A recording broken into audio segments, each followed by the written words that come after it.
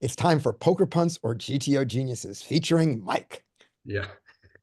Uh, High frequency punt. All right. So, like with me, I marked some hands and I'm not sure of the actual hands. This is not too long ago, a couple days ago. We have sevens. We get a limp from a broken stack. I did ISO these sevens here. It might be, I mean, it's probably fine. I think, yeah, this broken stack. Yeah, I mean, I think it's good. It's I think it's husky around the sevens and eights, but I think it's fine. Yeah, yep, I feel you. I feel like it's cuspy. Yeah. yep. As long as you have had the thought of going, do I want to limp behind and take my equity that way, or do I want to ISO? As long as you thought both those thoughts and made a decision, you're playing great. I would not limp behind here. I would have folded before I limped. Okay, If I was so on the button, I would limp behind. Maybe cut off, but certainly not this early. not hijack. Yeah, and if I were to, it would take a pretty like it looks like this is pretty early in the session. I only have five hands going on here, so Okay, I'm not sure about players behind me. That's all a consideration if I were to do something like that.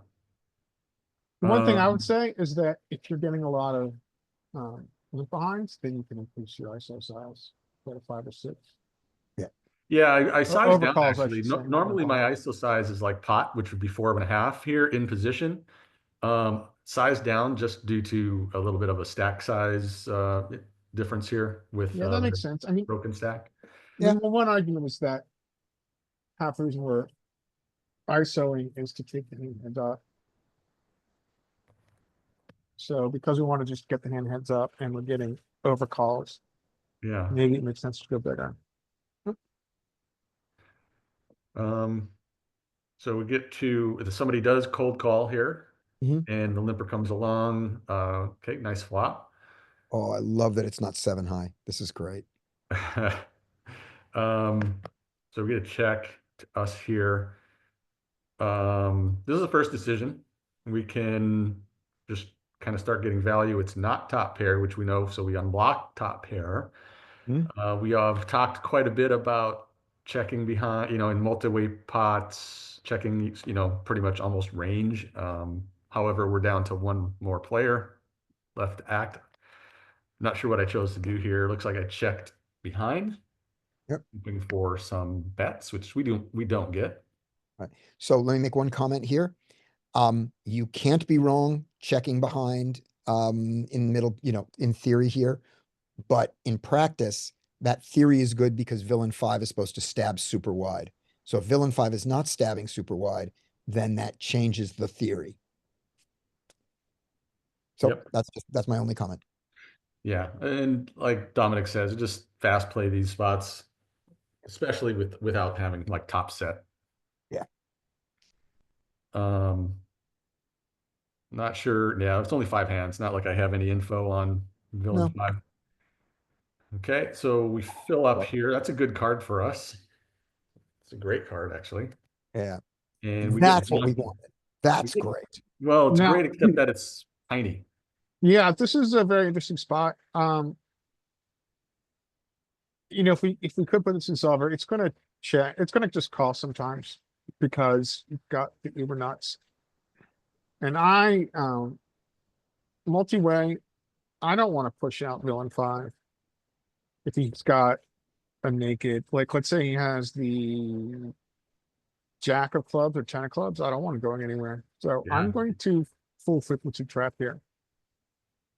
The yeah, SPR certainly does desire a raise, but we've got the best hand 100% of the time here. Well, 99.9. So I don't think we ever want to fast play here. yeah, I'm with you. I don't know if I do or not. I doubt that I do for those reasons. Yep. If you reversed their stacks and put 263 in villain four and 48 in villain five, then I think I'd like the raise. It's Yeah. valid. Okay. Oh, great. All right. Eh, So now we're heads up against a short stack. Boo. yeah. Yay. Bittersweet, maybe. Eh, They check. Bittersweet. All right. So now we just, what size? And then again, when someone's got the absolute nuts, it chooses, it usually has a bunch of different sizings here. But I think anywhere from, so what does he check back? So that looked like a stab. I think most of the time we're gonna just get a fold. So then let's focus on top of range. Top of range here, maybe it's like a bad flush, like a, I don't know, 6-5 or 10-9 of clubs. So I think we still get to overbet. I think magnitude trumps frequency. Probably go like 25-30. Yeah, I'm pretty sure I probably even thought about jamming. Yeah, I think Hmm. that's fine too. I'm not sure what I do. I just go be 75. Yep, 50, 75. And we got a call. I don't know what we got called with. A three. Okay, Oh, there we go. So you sized perfect. it Oh, perfectly man. first. So well played. So Well, well played by you.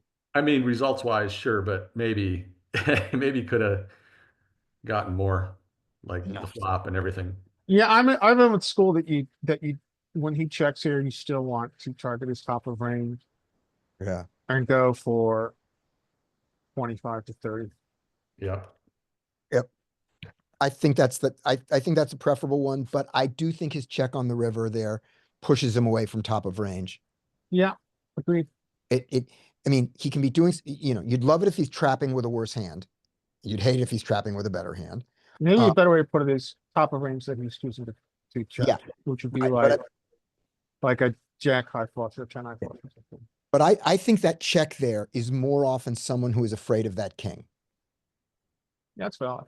Mhm. And so that caps the wide part of the bell curve of his hands there. And so in this case, I I respect the decision for the Yeah. smaller size. But I'm glad you didn't bet half pot. I'm glad you pushed it all the way to 75. I would like to like just talk about this a little bit because Dominic, you used the phrase like it kind of might be getting fancy, like fancy play syndrome here. I don't know if I would consider this fancy play syndrome. It's almost a very like a viable standard operating procedure multi-way when you're in the middle like this. Like it's not, I wouldn't necessarily call it getting fancy. And I'm wondering if you think that it's like too like fancy play syndrome or if you know what I mean? Because I definitely, this is like one of the points where I was like, gosh, should I just start building value? And that's very viable. So that's kind of wondering if we can talk about that. Yeah. So just repeating before, which is it's a great hand to bet because eights can call you and flush draws can call you. Um, but so heads up, this is a trivial bet. Yeah. And if you were in villain five's position, this is a trivial bet. Um, it's that solver thing that we studied the three ways where villain four has no betting range. He checks range.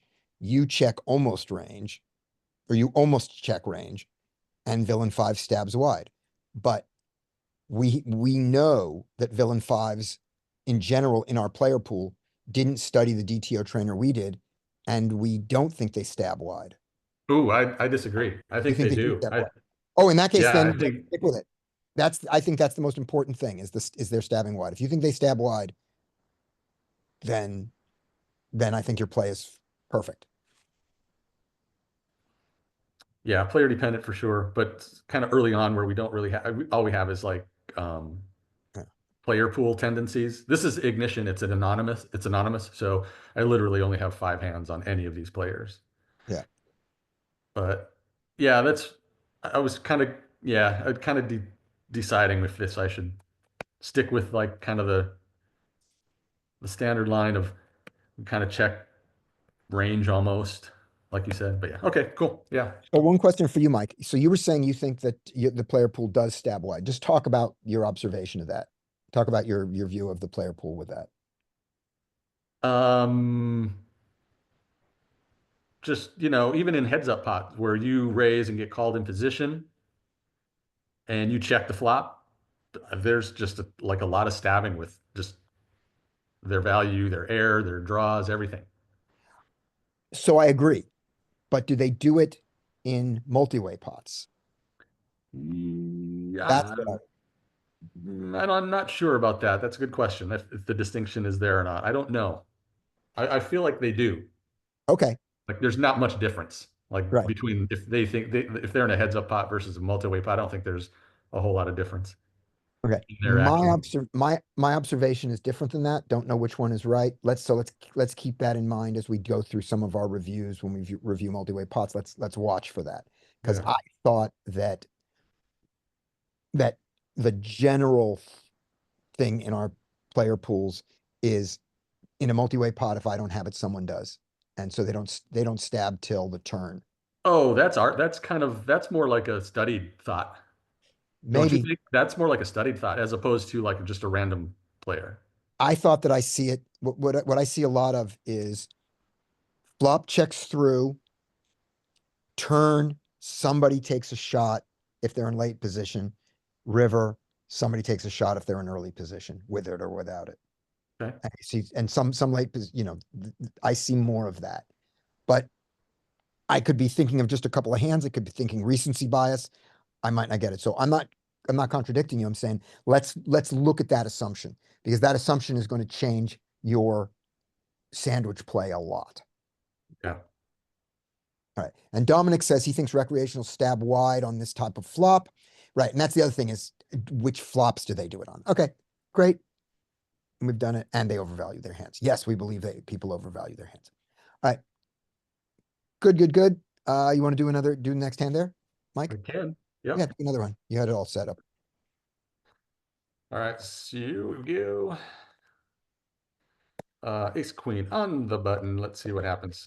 We get a limp. Oh, we get an ISO. Okay. So this could be, I marked this for a reason. What do we do with It's ace interesting. queen? Okay. So we've got a few more hands, only 50 more, Mm-hmm. or only 50 hands, but this player has shown to be good and aggressive, really loose and aggressive.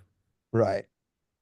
Let me ask you a question. I think I asked you this before. Are you seeing any difference in quality of play at 100 NL versus 15L? Yeah. Yeah. More aggressive. Yep. Okay. Yeah, I think we get the flat here when we've got the button. I don't know if I'd do this if I wasn't guaranteed button, but I think we get the flat if we get the button. You think I was really like not gonna flat. I was again three better fold here. Do you think flatting's okay? Um, I wouldn't do it without the button, but I think with the button, I'm gonna flat. I mean, also let's just listen to sizing. I mean, have you seen this guy ISO Olympia yet? Yes. Is this his default size? This seemed on the larger size. I don't remember. Like this is a couple days ago. I can't recall his specific Okay. limp ISO sizing, although he was limp ISOing a lot. I don't So, know if seven was, his standard. I don't remember that. so, you know, I mean, I think there is an argument to be made that we listen to the bet sizing. And so, um, I think, I think overcalling is okay. I wouldn't do that if I wasn't guaranteed the button. I think if I was a cutoff, I would three bet fold, one of the two. But I think when we're guaranteed button, I think we do get to call here sometimes. It's a tough spot. Yeah. I mean, we So know what we're Larry, doing with ace king off. yeah. Ace queen off is yeah. I think I'd listen to his sizing and overcall. Okay, so I have a question for you, Larry. And before I ask it, I just want to point out, Dominic said min three bet looks fine to me. He's going to tell you what he has pre-flop, and we mostly go heads up. Okay, great. Larry, you said listen to his sizing. What is his sizing telling you? I think his sizing is telling him that he is close to top of range. He's got a good hand. Okay, and what kind of good hand is he doing? Do you think that he's going bigger with his aces here, or bigger with his jacks and his queens, bigger with his ace king than he does with his pocket queens? Which kind Um, of it, or do so you not get that from his sizing? yeah, I don't know how. I don't Okay. know if we can be that particular. Really, I think there is a question here. What do we do? I mean, you have a good point because what do we do when we open ace queen off and we get three bet? We fold it. Right. because ace queen off has significant reverse implied odds. But when we have guaranteed position, I think I'm comfortable calling here, but Okay, so um, let me ask one more thing about your listening to his sizing. So if he raises with hands like, if he ISOs here with hands like king 10 suited, queen 10 suited, pocket aces and ace king offsuit, you're saying that this is going to be more like the ace king offsuit than it is the king 10 suited and the queen 10 suited. that's true. That's true. That and maybe the jack jack is in that bigger size, right? Yeah, that's true. Okay. Good enough. And Dominic points out and just says, if he doesn't do this with ace jack and ace 10 suited, ace 10 jack suited and ace 10 suited, then and only ace queen plus and jack jack plus, we can just fold. Yeah, I think this Yeah. hand is different if you don't have guaranteed position. I don't Yeah. think we need to dismiss. I think we should understand the value of position here and that we're gonna have it guaranteed. And so the only other thing is the stat that we don't have on him in the main heads up HUD, but maybe if you click on the HUD, we'll get it, which is, well, this is a raise and an ISO, and we don't have a flat, we don't have a stat of that, I don't think, in the detailed one. Do we have a 3-bet stat? Yeah. His 3-bet's 27. Over, so he's 3-bet 6, so that's incredibly, Ah, incredibly okay. Yeah. aggressive. I think that pushes towards you, you 3-betting this. Yeah, I This think is you got a good point. like I a think, 3-bet. He's finding it. yeah, yeah. I think Okay. this does point us towards a 3-bet. Yeah. Okay. What'd you do? You 3-bet. Great. If you get 4-bet, you fold. All right. He calls.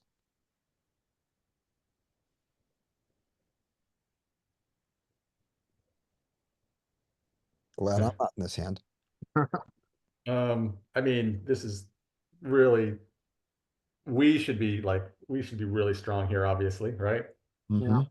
And king high flops are always really great for that 3-better, and we're in position. Yeah. I did choose the yeah. I think 3-bet. we default kind of to what we've seen in 4-bet pots, where our c-bet frequency is very high. So I like this bet. Yeah, we got the fold. So Yay. Ah, love it. Yeah. Great.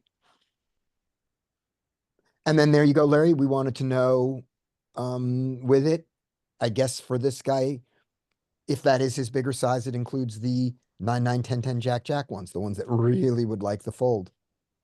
Yeah. Yeah. That are the best hand right now, but would really like to see a fold. what do you think about his call pre-flop? Let's see. He's obviously playing it as a set mine, almost pure. So he's You got like 15% here, right? Can you pull back one? Let's see what his pot odds are.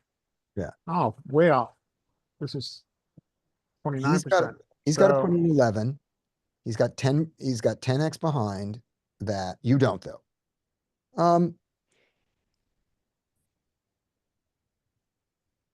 If he's playing it as a pure set mine, it's not profitable. yeah, I don't, Playing he's it, not getting the right odds. if he's playing it as a set mine plus no ace, king, or queen, he continues, it probably is fine. And the fact that he does this, he goes, when you bet, if the flop has an ace, a king, or a queen on it, he's going to fold. And if it does, and if it's 10 high, he's going to continue. He might be fine. Yeah. What do you think of his call? I personally would not have made it. I would ISO. I don't make it 7 though. I only make it 4.5. Right. No, you make it 5.5 there. There was an extra player. It was a double No, ISO. no, in position it was just one limper. Was?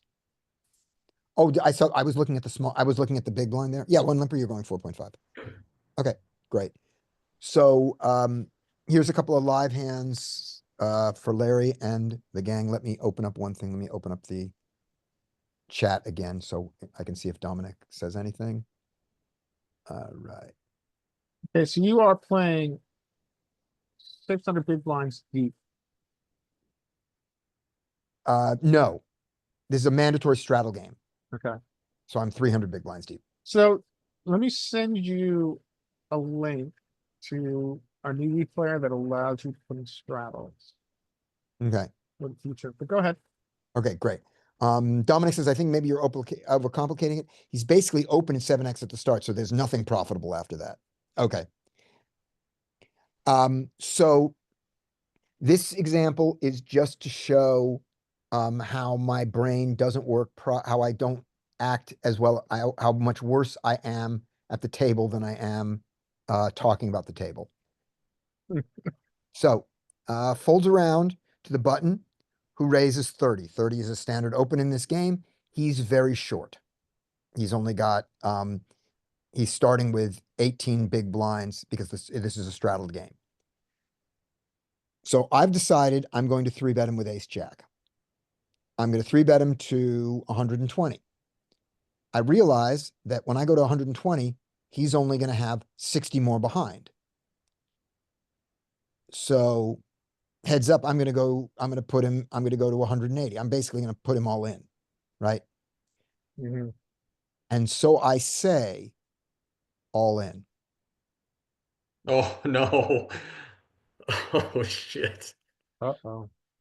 Yeah, it did not come back to bite me, but I did it. And as I said it, I went, what the hell am I doing? Oh man. Just, just the way the brain goes. And just so you know, Larry, this was early in the session. This was not at my 12th hour. If I did this my 12th hour, then definitely I need to be leaving. This was an hour, 2 hours into it. I was fine. So Just, let's talk about this because this is a mistake I could make. yeah. Because essentially you're thinking about strategy and you're saying it out loud, Uh-huh. and that's something I could easily do. Yep. So, um, yeah, I think maybe the answer is you just take a deep breath before you talk. Right. And now let's talk about one other thing here.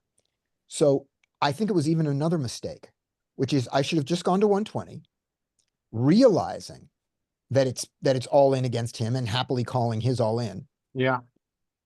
But I don't need to go to 180 here because he's going to be all in for 180 because it's these two guys that I'm sizing against, not him.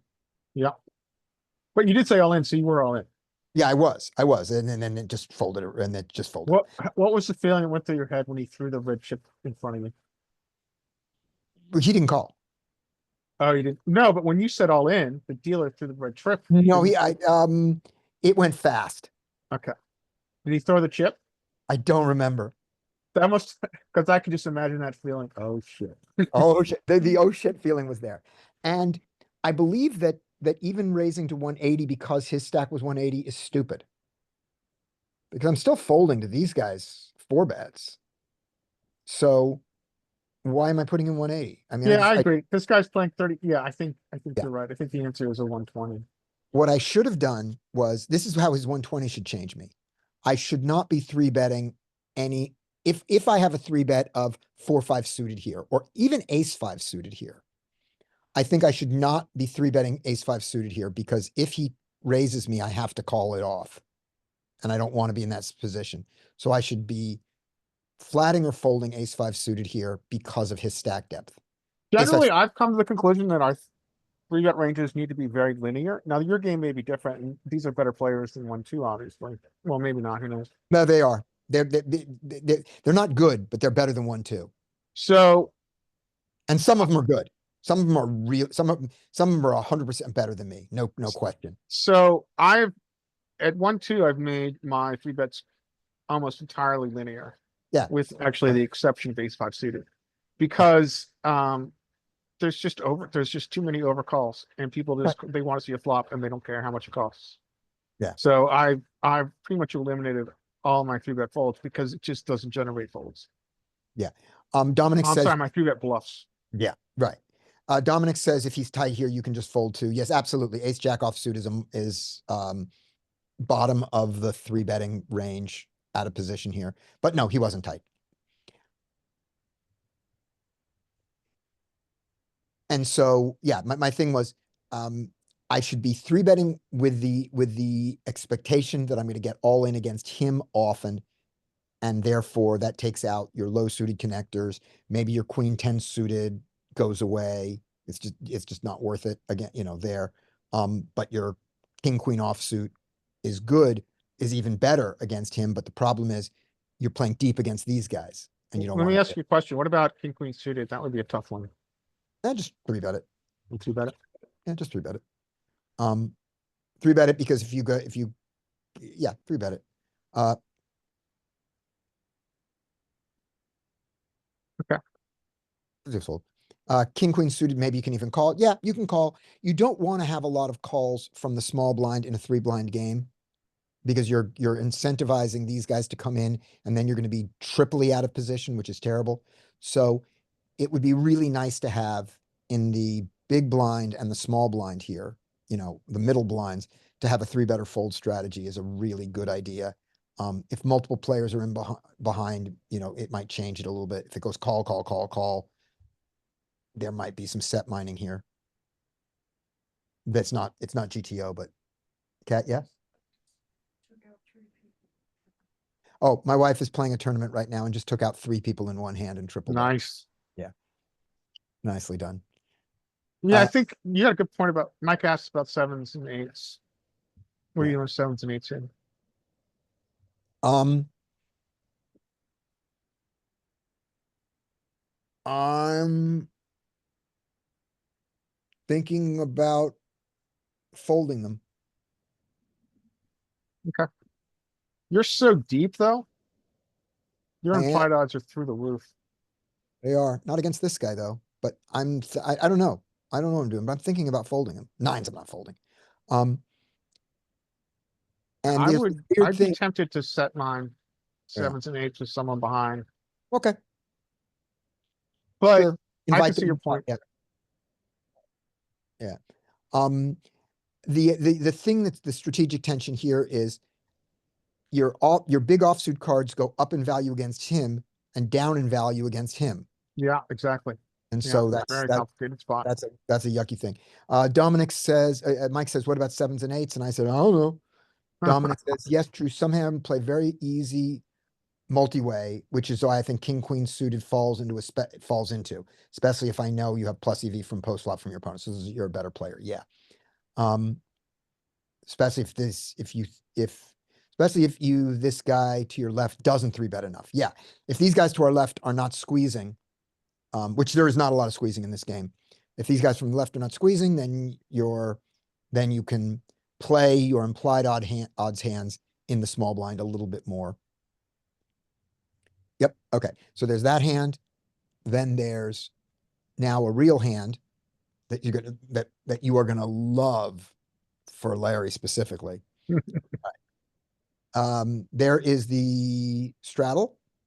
King H suited in the hijack is a raise for Scotty. Oh no, we're okay. There's the raise. We get called on the button. We don't like that. We get called in the small blind. We don't like that. And look, that looks like cut off and button call. Mhm. I'm sorry, cutoff button. It went cutoff button and big blind. So we just go multi-way to the flop with King 8 suited, and we are Oof. planning anything fancy here. Check, we check. He bets 50 into a pot of 133, fold, fold, direct equity and a backdoor and an over. I'm folding. I mean, I'm calling. I'm not, Yeah. I don't need to fold this hand under any circumstances. We're deep. Can I ask you a question here? Would any of you consider a check raise here? But Yes, but much less often multi-way. yes, because this guy just bet big multi-line I didn't bet big. and he's not last to act. He bets small. He's not last to act, but he's not in the same stab as if this was a heads. If he raised from the button and I call from the big blind with king 8 suited, which I could, and I check, he can bet range on this board, So when you're a lot of our check raises that we've learned are in that heuristic are against people who are sometimes betting range. This guy's Yeah. never betting range here. This is never a range bet, No, right? not. This is something. So I thought about it, but I thought about it long enough to go, no, do I call this? And I went, yeah, I can call this. There are a lot of turns that I like. Yeah. So I call. I now have more equity unless I'm dead. Unless I'm going dead. I'm not gonna donk this. I check. He checks behind. Interesting. Great. I can pick up my equity. Okay. Some of my equity comes from bluffing, right? It does.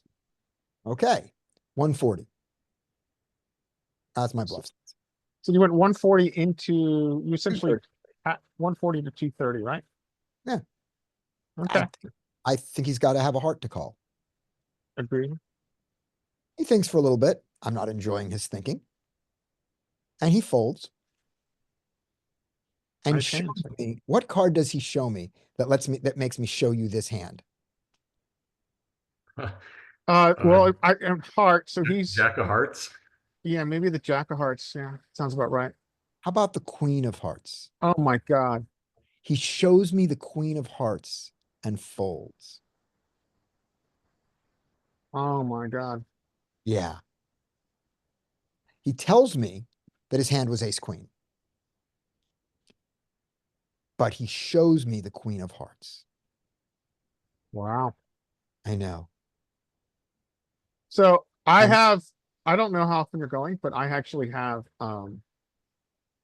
essentially, I'm going to call it what it is. I have a dossier on the players I play with, where I've Mhm. got notes on every player, Yep. which I'm updating on my phone. I stand up from the table and update on my phone. So Yep. if you're going to go here a lot and you're going to play here a lot, Oh yeah. I mean, I would start one. Oh yeah. I mean, that's incredibly valuable information. Yep. Yep. Um, and he asks, and I say to him, I say, wow, I couldn't make that fold. I wouldn't enjoy calling, but I can't make that fold. But you did tell him good fold, right? I didn't say it that way. I said that. And he said, was it a good fold? And I felt that it would be cruel not to lie. And I said, this time. No, this time. This time. I said, this, it was a good fold. I went, this time it was. But I Yeah, could, that's but I nice could, in between. yeah. And it was you know, and I wasn't trying to do it for image or anything. I thought that if I said, no, I was bluffing you, that it would actually, that, I mean, there's this poker thing about, does it put people on tilt and this and that and the other thing? It just felt cruel. No, just let him think that he made a great play. Yeah, yeah. I just said this. I said, wow. And I did it that way, because wow, and he showed me. So that was a shocker. I've made the mistake of, and I don't think that might be too strong a word, but I've made the mistake of not playing crappy or aggressively against people I know too well. And I'm trying to, Oh, you mean pretty small club those that are I the people play you in. don't want to, those are the people you don't want to check raise bluff? And I've tried to eliminate that from my game. Yeah, Because when I started playing live, it was the first time, so I wasn't really thinking about. I kind of forgot about strategy against some guys too much when I should have taken max value and I didn't. right. Um, so obviously you need to change that, and you know that.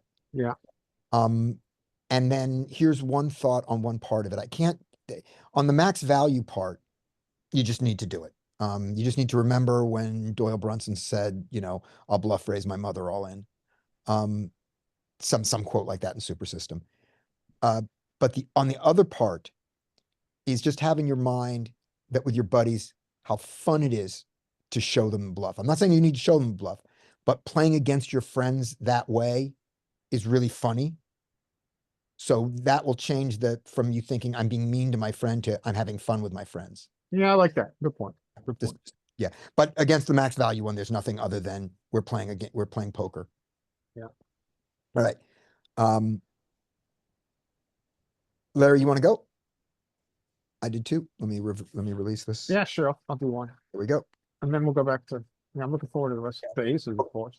We'll go back, and then if Derek's got any hands, we'll do Derek's after Larry's. All right. All right, so I'll show two hands. This is an interesting hand in the sense that I just felt we had the equity to run it. and you guys could tell me if I'm off base here.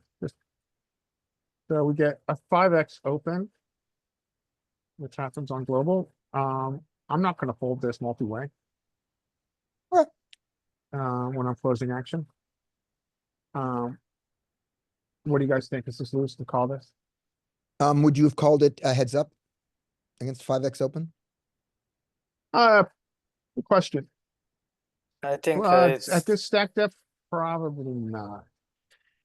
But against two I- I- players, I think we're gonna be implied odds. I would ask like it really depends on what you expect this guy that opens 5. What do you expect his range to be, first of all, and then second of all, do you expect to be much better than this guy post flop? If both answers are yes, then you can call. I would just say it like Yeah, that. good question. I don't remember specifically who this player was in this hand. I think he was an unknown. So I can't speak to his skill level relative to mine. And I'm not sure if he wasn't splitting range. I can tell you that. This is his default RFI. Yeah, if we said it's unknown and we're 100 big blinds deep, I'm folding here, by the way. But if we are 200, then I think there is an argument. But if you're saying it's unknown with no information and he goes 5 and we don't know anything, I'm just folding. 8-7 So check. I see your That's point. my thought process. I see your point. However, I think when it gets to be two players, this is a speculative implied odds hand. Where we're drawing to some kind of nutted equity. And so I think when we have two players, we actually have the ability to call him. Because an implied odd hand that's drawn to nutted equity, it's going to be worth more multi-way when you're closing the action. You have no one behind. Yeah, the problem is we're not in position and we don't know what this guy's range is. Those two are like. Well, you have Really a point. pain. I think this is fold is fine. I can see that. I just think this Oh. becomes a call multi-way. Yeah. I think a call he's heads always up, not doing- so much. Right. The one thing, Dominic, is if 5x is his standard opening range, you can give him a cutoff range here. The difference is your response should not be the same as you would to a normal cutoff range because it's 5x. So you tighten up a lot against the 5x. Yeah, like a And- lot actually. A lot, And yeah. you also 3-bet. So you don't 3-bet a higher percentage of hands than you do against a 2.5x open. Absolute. But of the hands you play, you 3-bet a higher percentage of the hands you play than you do against the smaller open. And so your folds increase and your calls go down, but your 3-bets go down less than your folds go down. So, yeah. Oh, so Mike, we Mike just said can't that. really look at this multi-way No, because there's gonna be no flats in the button. But Right. But Mike, we were just saying, open up the Wizards 5x open range, and we just want to see how much tighter the big blind gets against the cutoff at a 5x open, just to start our approximation. Again. But let's play out the hand now. Okay. okay, so I said call. Interesting flop. I don't think you guys would like my play, but he I like it bets so far. half bet. This guy raises Mhm. to a size that says I've got nutted equity. Oh, What are you guys doing here? Easy y- fold in my head, to be honest. you miserably have to fold. It's So miserable. But then because- I am a gambler. Oh, you want to because jam? I jam. Yeah, I Okay. don't, I don't. I hate don't, that. 15 I like ounce- jam more than the call. Yeah, Yeah, but 15 ounce call. twice is good. Hey, good. yeah. I don't see why you even consider a fold. Like that doesn't even. Because sometimes player 34-24 has raises with a spade draw. That's why. Yeah. That's Yeah. the only time. When he raises with a spade draw, you are in real trouble. But Like- if he doesn't raise the spade draws, then you're right, Derek, and I'm going to shut up. I guess what's going through my mind is you're in a situation where like I think that I play 200 big blinds way better than the average person in the player pool. Mm-hmm. So I'm totally happy to flip for stacks, and 15 ounce twice is like sign me up. You know what I mean? Right. I can't get the money in fast enough here. Like there's just nothing in my brain that considers folding. Right. Dominic just realized when he said fold that he didn't see the straight draw. He only saw the flush draw. Oh, yeah, that's, And, that's a- and Dominic's now with you. Okay. Like you're jumping into the bottom, the stupid end of the flush. Yeah. So maybe your straight outs aren't that great, but fine. Yeah. Okay. You know what I mean? Like fine. okay, so I'll run it out. I got lucky. Well, I didn't get lucky. We're flipping. Yeah. Yeah. So Against- so and we're then we happy get to there. go. I'm happy to go against top set here. Boom. And so let's Uh, run. So I ran this in equal app, right? So where Right. are we? Can I So- just say something? Yeah, sure. Like the thing is here on the flop, when they raise, like any sort of raise, I think is gonna be very, very underbluffed. And then when the guy goes B50 and get big raised, I think that's gigantic ranges are sets Yeah, he's here. got another equity here. Gigantic. So I would love to fold everything, but we just have a lot of We have equity. everything. So yeah. So, I mean, the one thing I'm thinking here is I want 2 cards because I can't be very hard with 30% equity. I'll have 30% equity if I miss on turn. Right. So it's very hard. I can't really fold because we're 24, would be 24, 50, 65. I'd have, it'd be a little bit more than pot if this guy folds. But if this guy doesn't fold, then we want to definitely call. But, so let's work, so it works out, this looks out to 11 outs because he's got outs to a boat. Yeah. So and we've got the tennis- and the 40%. 10 of spades. Oh, the 10 of spades is on the board. Okay. We've got 11 outs. So if you look at pot odds, this is like 150% pot. I think it kind of equals. Yeah. Pot odds at 38%. It's close. 150 is 38%. Right. So I think we want to run it here. I think we can all agree this isn't a punt, No. but do we think this is And I think the problem is like that's the big problem of calling this this hand when with 5 big blinds free flop, because we get in these spots more than we should, and then we have a shit decision that like everything is just kind of, it doesn't feel great to jam here in my opinion, but we can't fold. yeah, That's my and I don't opinion. think so. Do you think so? Does anybody think this is a fold here? Let me ask you that question. Yeah, no. Anybody think that's a what? Say it again. A fold. No one thinks it's a fold. It sounds like. Where? No, it's not a fold, but it's close. So if it's not a fold, it's either a call or a shove. It's So which jam, one- it's jam, obviously. At that yeah, point, it's which jam. is better? I like the It's jam shove. always. It's jam Alright. always, yeah. I'm not even considering fold. Like fold is Right. just so far out. I of mean, it. there's an argument that we call because we want this guy to come along because we're drawing towards the equity. No, the problem is this guy's gonna have a set. I don't know if you play with this guy, maybe he's not. It depends, but I think population will have set here 85% of the time at least. Well, maybe, but That's the sets, problem. you know, Yeah, sets I like the happen jam so 13% of much the more. time. I like the jam Yeah. so much more than I like the fold, than I like the call. Okay, because we want to see Yeah, 2 yeah, cards. I and we agree, can't I really, agree on we're not going to be able to fold turn. Right. And my So, yeah, other, okay. reason I like it is, what if he's got ace 5 of spades? He's gonna call the tens. Is he gonna call the jam with ace 5 of spades? Yeah, he's gonna call. He's gonna call that. No, I don't think he is. Fine. Maybe not. No, I think we fold out bluffs Population? here. No, population are not folding flush draws here. They're pot committed. What are you talking? They're pot committed at 8. Okay. Yeah. Remember, your They're jam, not folding and not will flush just draws. call. Don't worry. Right, but Dominic, look at this. Larry jams to 100. Larry jams his last 95, whatever it was. And this guy is not only has to call Larry, he has to call the other guys over jam. He's putting his whole stack at risk. Because they're deep against each other. You think that? Right. So Larry jams for Interesting. 95. I Players okay. I 33, can tell you 50. like this. I don't think they're ever folding ace high, but maybe king high. We can talk Right, about it. you Yeah. know, he's not folding Yeah. jack of spades, isn't it? But what does he have here? I don't know. Yeah, that's true. What you say, it's actually risky because they're both deep. It makes sense, but I don't think that they're capable of folding a Okay. ace high flush. So that's one of the reasons that I think Larry's jam is better than a call. There are other reasons that you guys already said. So I throw that one in. I throw in, what if 2450 has king, queen with the king of spades?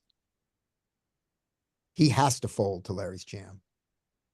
And Larry calls. Does he ever call for 16 more with king, queen with the king of spades? I think Is he might. this 2250, 3250? Yeah, that guy. Yeah, I mean, we are denying equity at some frequency Yeah. here, We're especially denying against equity the size. also, but we're denying equity so much to the king. If he has king jack, we don't care about the equity we deny him because it doesn't interfere with our equity. But we desperately care if he has king, queen. Yeah, yeah, you have a good point. And we This, you know, desperately care if he has one spade. if I had to range 3250, this feels like aces, kings, queens.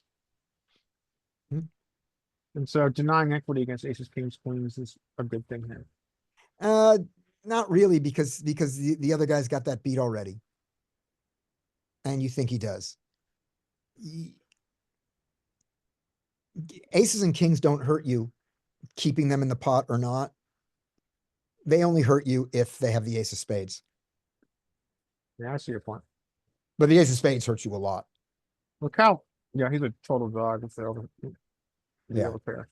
Yeah, you're Like, ahead of him. Oh, Um, let's. I would like to say this. Like, what do we expect small blind to call five big blinds with? And I think first hands that comes to mind are nines and tens. Actually, Yeah. like first hands, right? Yeah, that's good. Good point. So point. so it makes like it's really shit. But again, we've got 40% equity against that. So I think hot odds get us there. Mhm. But okay. So anyway, The hand we do not want to see here is 10 jack of spades and jack queen of spades and king queen of spades. That's what we don't want to be up against. We don't want to be up against draws. yeah. Yeah, All right, I agree. but yeah, great, But dramatic. is he? But I don't think he's going to 24 with. Mhm. Like,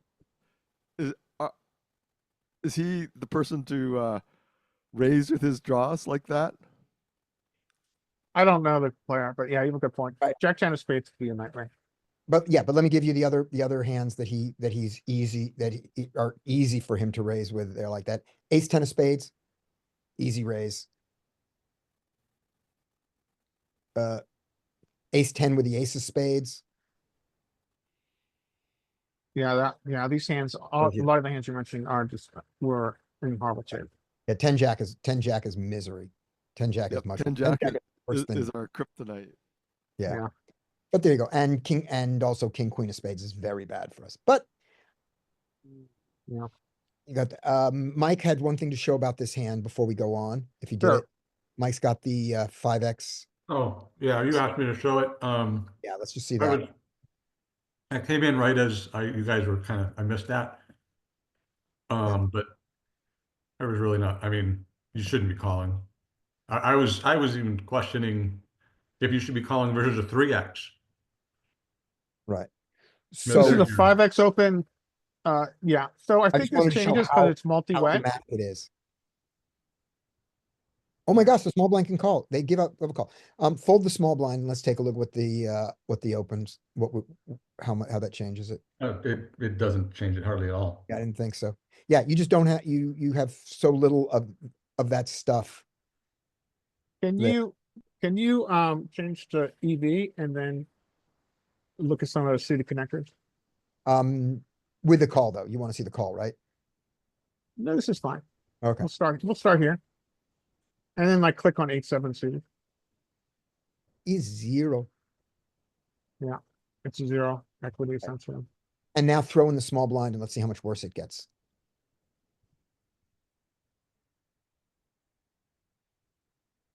A lot. It's Oh, well. like 10 times worse. It gets 10 times worse if you, was it minus 0.01 before? Yeah, it's 0.01. So, So I'm incorrect in assuming that this hand, which is drawing another equity, is of higher value multi-way. Yeah. According to Solver. No, But you're I mean, no, this is against solver, okay, but you're playing against, I mean, it's certainly much better versus your average opponent. Yeah, Agreed. And it loves, it doesn't hate all suited connectors. The 6-5 being under everything they play. Yeah, I And- don't understand that. So it's two things, Derek. Imagine hitting the ignorant end of the straight with a 7-8. It's 9-10 jack. They have king queen in their range a lot here, right? Oh, okay. So you're getting over straighted. Right. Drop Is down to that- 5-6 when it's 7-8-9. They've got to have 10 jack, and the 10 jack is not there as much. Yeah, you're still making two straights. Yeah. As opposed to Click on the cutoffs correct open range from 5 big blinds. I mean, with 5 big blinds.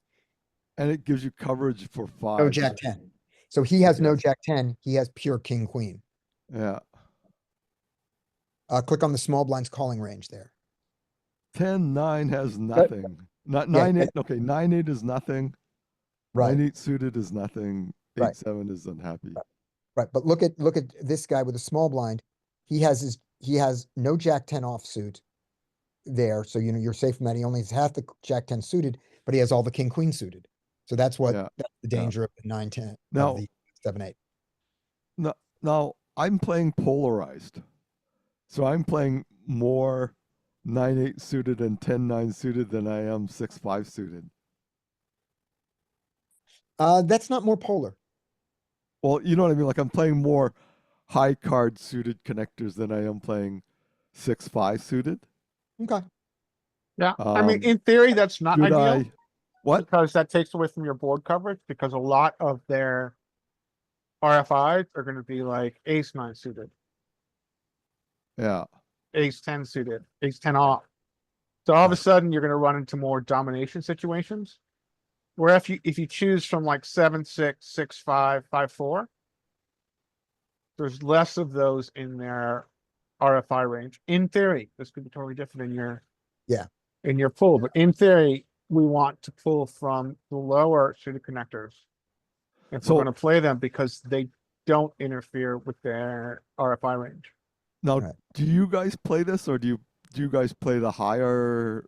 Like, are you more likely to play 10-9 suited than 6-5 suited? Because I am. This is against this inflated raise. So we're not playing against the inflated raise as much. You were not playing against what? That was against a 5 big blind open. Yeah. This changed against a 3 and a 2 fun 5 big blind open. In the big blind, you call all your suited connectors, just 100%, all of them. Like you call suited gappers against a 2.5 open, You're Oh, looking at a okay. 3x open here. right? And you've got the small blind call. Get rid of the small blind call here. Oh, yeah. Well, I thought that we were talking Oh, about. I mean, he was talking. overcall. Oh, yeah. Okay. So this is because it goes to 5. Yeah. Big blinds. Yeah. So that skews things so much. So Yeah. we need to have covering our 5s and 6s. Right. Like, I think that the way that I play pre-flop doesn't really cover 5s and 6s. You mean So when five, when fives the and flop six big- comes like 3, Derek, I 4, want to clarify one 5, thing. It- I'm basically fucked. Right. When you say it doesn't cover 5s and 6s, you mean you don't mean it doesn't cover 5 big blind opens and 6 big blind opens. You mean it doesn't cover the 5 of spades and the 6 of spades, right? Yeah. Yeah. I don't have board coverage for like when it comes 5 or 6. okay. Like You're not playing. you guys play like that, so that you're covering it. When I play the standard 2.5 opens and responses that I learned on GTO Wizard, I have that it came with it, but I'm not worried about the fact that there are boards that you miss. You miss some boards, yeah. Okay. Another question. Play against the same people all the time for them to be able to exploit you by knowing that you always miss this board, Okay. and your people So- don't know that. You can just better hand your opponents. Yeah. I mean, the way So- to print money, you're playing like you play 2-5, right? What? You normally play 2-5. No, he's playing Yeah, 1-3. I play like I used to play like 5-10 and 2-5 and 25-50, but I don't anymore. Because I think as I'm getting older, I'm getting stupider. Like, Join the crowd. I'm not as good a poker player as I used to be. Yeah. So I don't want to play 25-50 anymore. Yeah. So, because I'm 67 now. Yeah. Like, how old are you guys? I'm old. I'm 63 or 64. I'm I think 60. I'm old enough to look really cool in that cowboy hat you have behind you. Okay. So, like, I think that I read in Boyle Brunson saying most poker players become worse as they get over 50. So I think that as I get older, I don't think I'm as smart as I used to be. Okay. Like quite reasonably. Probably Like I think starts I where have your more base intelligence experience, is, but yeah. But in I your think I'm player getting pool, dumber. yeah, Derek, in your player pool, ignoring your clearly onset of Alzheimer's, in your player pool, you can outplay them just by better handing them. You don't need to worry about board coverage. They, Oh. yeah, you can just the fact that you play a much better opening range than they do. They play a bad opening range and they play it badly, and that is the biggest exploit. That you don't need to worry about the edges of I don't have board coverage when the board comes 5-5-5 or 5-5-10. You're winning another way, and you're getting enough of it. And I think that that's going to continue to be true. I had a interesting hand where the board coverage was just garbage. And like I have a pair of threes, and the flop was like 6 high. So You I have a better like straight line. I knew the guy bet like 25 in a 1-3 game. So that's usually jacks or something like that, right? Yeah. So I want him to have aces or whatever, right? So it comes 7 high, and then he bet out, and I decided to float and try to bluff the turn if it came another blank. So Mhm. the turn comes a blank, and I shove all in, and he calls me with 1 pair. So Yeah. I had a pair of threes actually, but Yeah. it doesn't really matter what I had. I was just betting that he didn't hit that at all. Yeah. Well, that So- was one. Remember the thing you said earlier? You said about your player pool is the reason that you like to play your small pairs against them is that when you have a set, they never fold their over pairs and you stack. Yeah. So So- I'm like just killing myself with Right. With they the never logic fold that their aces when I flop a set, but that means I never fold their aces when I flop nothing. So When I you- was just when trying to you're get too flubbing. greedy. Exactly. So the piece of advice there is you've made an exploit against your player pool. You know the exploit. Use the exploit. Exactly. I was trying to just be too fancy, assuming Yeah. thinking that they'd fold. Oh, what am I thinking? Right? Yep. You've They have already a said they pair. don't fold. Why would they fold? Exactly. All right. Larry's got the next hand. All right, next hand. So I think this is a quick one. This is call, ISO, flat behind, 4 ways to get this flop. What do you guys do? Check. Check. Okay, so I think you're right. My argument is that I've got range advantage, but you're right. There's a lot of flats that are going to be ace-ups that aren't just going to fold. But I decided my hand has so little equity that I can put in a bet and just give up on anybody that calls. Hope you get lucky. And this I've is stopped this is doing this is that. a shout out to Giraffe Ganger. This is Mhm. his favorite bet sizing. Like, I'm trying to stop doing that because I find that I'll probably get more than enough bluffing opportunities where I have a semi bluff. Right. Like Yeah, that when so you this have is like no equity and no equity, it's like 3 players. It's into a little 3 bit- players. I hate it already. I It's hate gonna it. do I a hate it. suicide Like, bluff. Yep. Like, It's going to work. why sometimes. are you doing this? Because he Uh, wanted to win the money. Because he wanted the I $20 want to win that were in the 20 pot. bigs. You think you have enough fold equity here? Well, ranges are, I think there's a lot of ace X here. Number one, I think it's a very dry flop, Right. excluding wheel draws. But I would never do players this are on playing aces, a right? two-tone or monotone flop.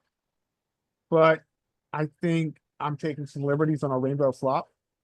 Where what I think a lot of the range is around like cards from like queens to queen X to 8X. On this dry texture, excluding the wheel. Yep. So I decided to put a stab in, a very So you speculative stab. stab with no equity. But But they can yeah, all you guys have can call this sets. total. You can call this total shit. What, say it again? They can all have sets, right? Sure, of course. But we're gonna find out really soon. I'm not putting Yeah. another bet in if anybody calls.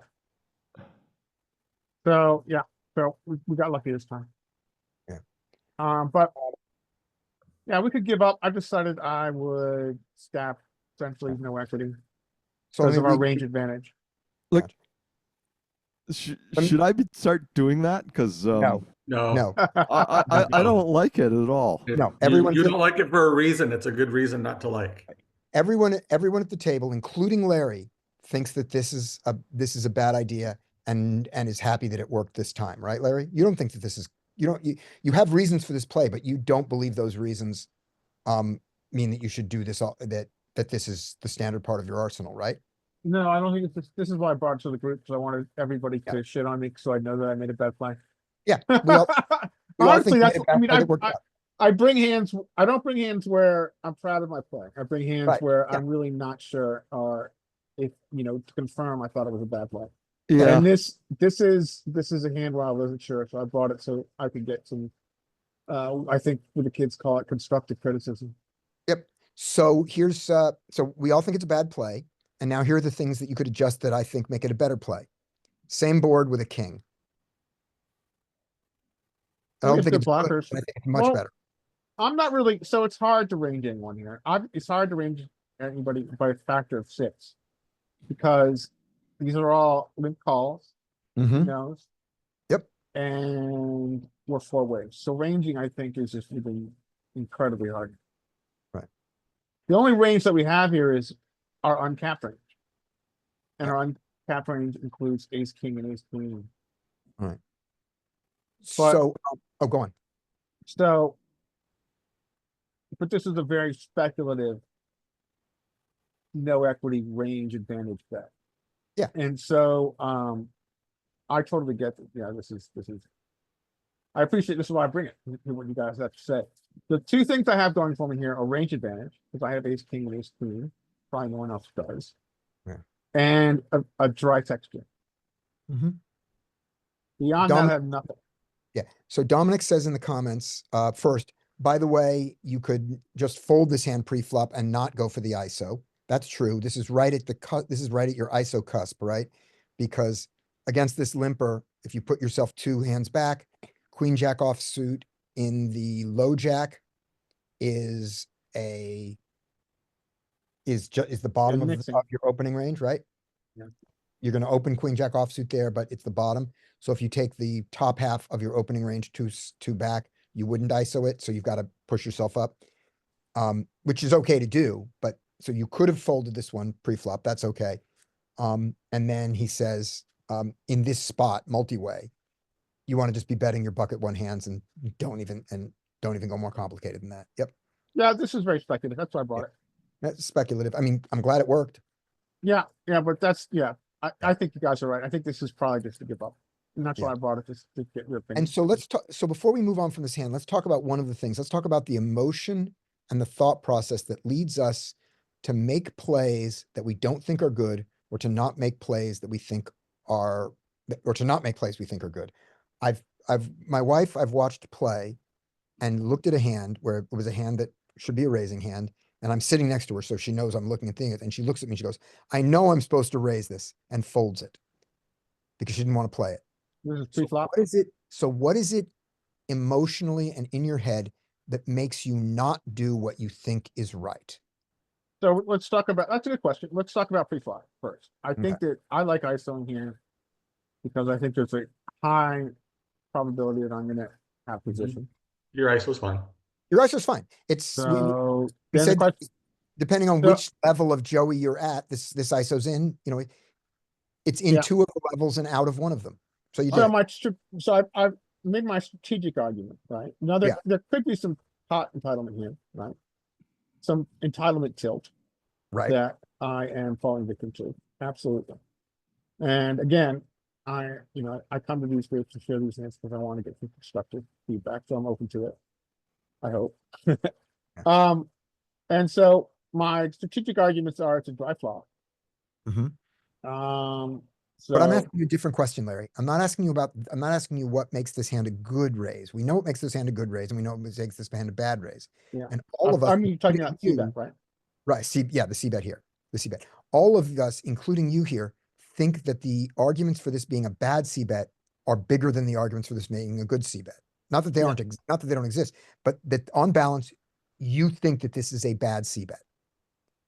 What is it that makes you and everyone else here make plays that we think are bad, that if we were reviewing them, we wouldn't do, that we'd advise someone against doing in review, but in game we do them?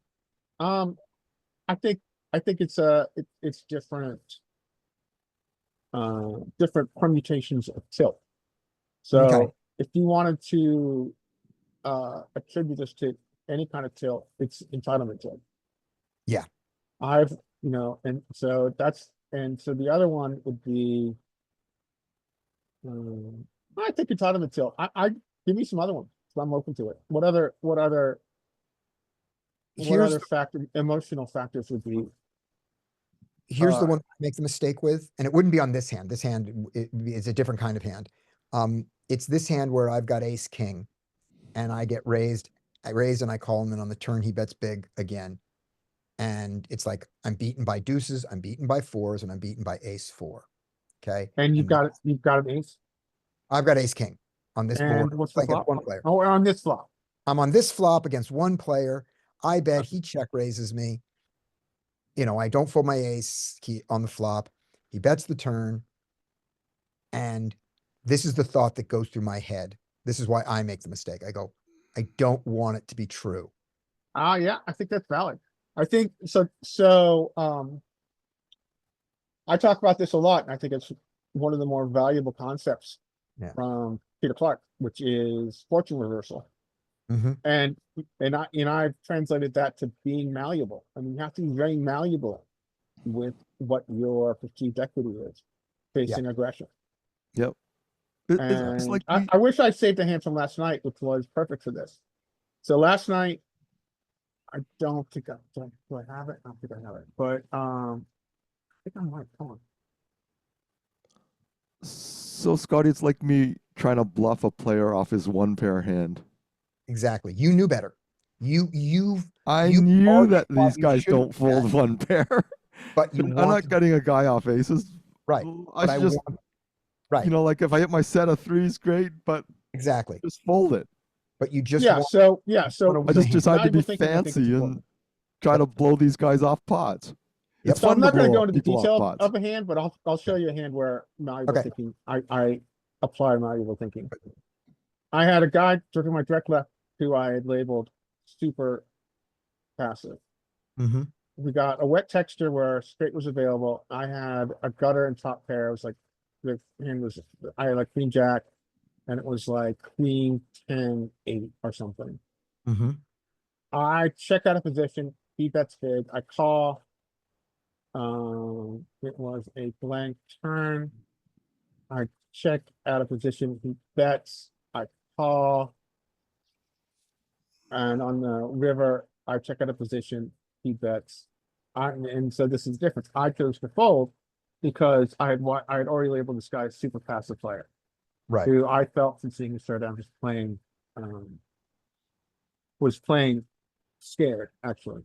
So I came to the conclusion that even though I've got a blocker to the nuts, even though I have top pair, even though I gave him rope by checking out of position on flop, I just don't think I'm good here against a passive player. And I folded top pair with the nut blocker. Mhm.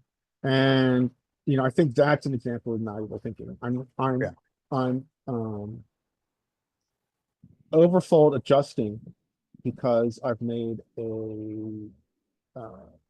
I've got tells from this player who I think is passive. So I'm gonna give a challenge to all of us this week, which is for this week. If you think a play is right, make it. Whatever it is, think through, because we're thinking that, just the one thing, if you find yourself in any of those thoughts of, maybe he's got this, maybe he's got that, but just going, what do I think is the right play here? Make sure your body does what your brain says, and then we'll find out if our brains are right. Yeah, you have a good point. I mean, so if you're well versed in GTO strategy, sometimes you get, that the hand I gave you is an example of where GTO calls. GTO calls. I mean, we've got top pair. Yeah. We checked down and we check call down, and Yeah. we've got a nut blocker. It's Yeah. a clear call, but Yep. against the passive player, I made a significant player adjustment, Okay. which was, Yep. it wasn't really gut, but it was certainly a field play. And the thing about this is that it's saying, let's not play scared. If you think that the jam is the right play in this situation, make the jam. And if if you think that your top pair is not good here, make the fold, and just let's get used to confidently playing what we think is right. And just see what happens. That question I asked because my wife has done it. I asked her the question, saying, if you know that this is the play is right, what is it that's stopping you from making it? And what she said to me was, I don't want to talk about poker to you, which is why I'm here. So, Mike, you got a couple. Mike, you got two hands. Oh, you did too, right, Larry? Yeah, yeah. I got one more, but we'll pass it back to Mike. Yeah, go back, Mike, and do a couple. If Mike is here. Yep, Mike's here.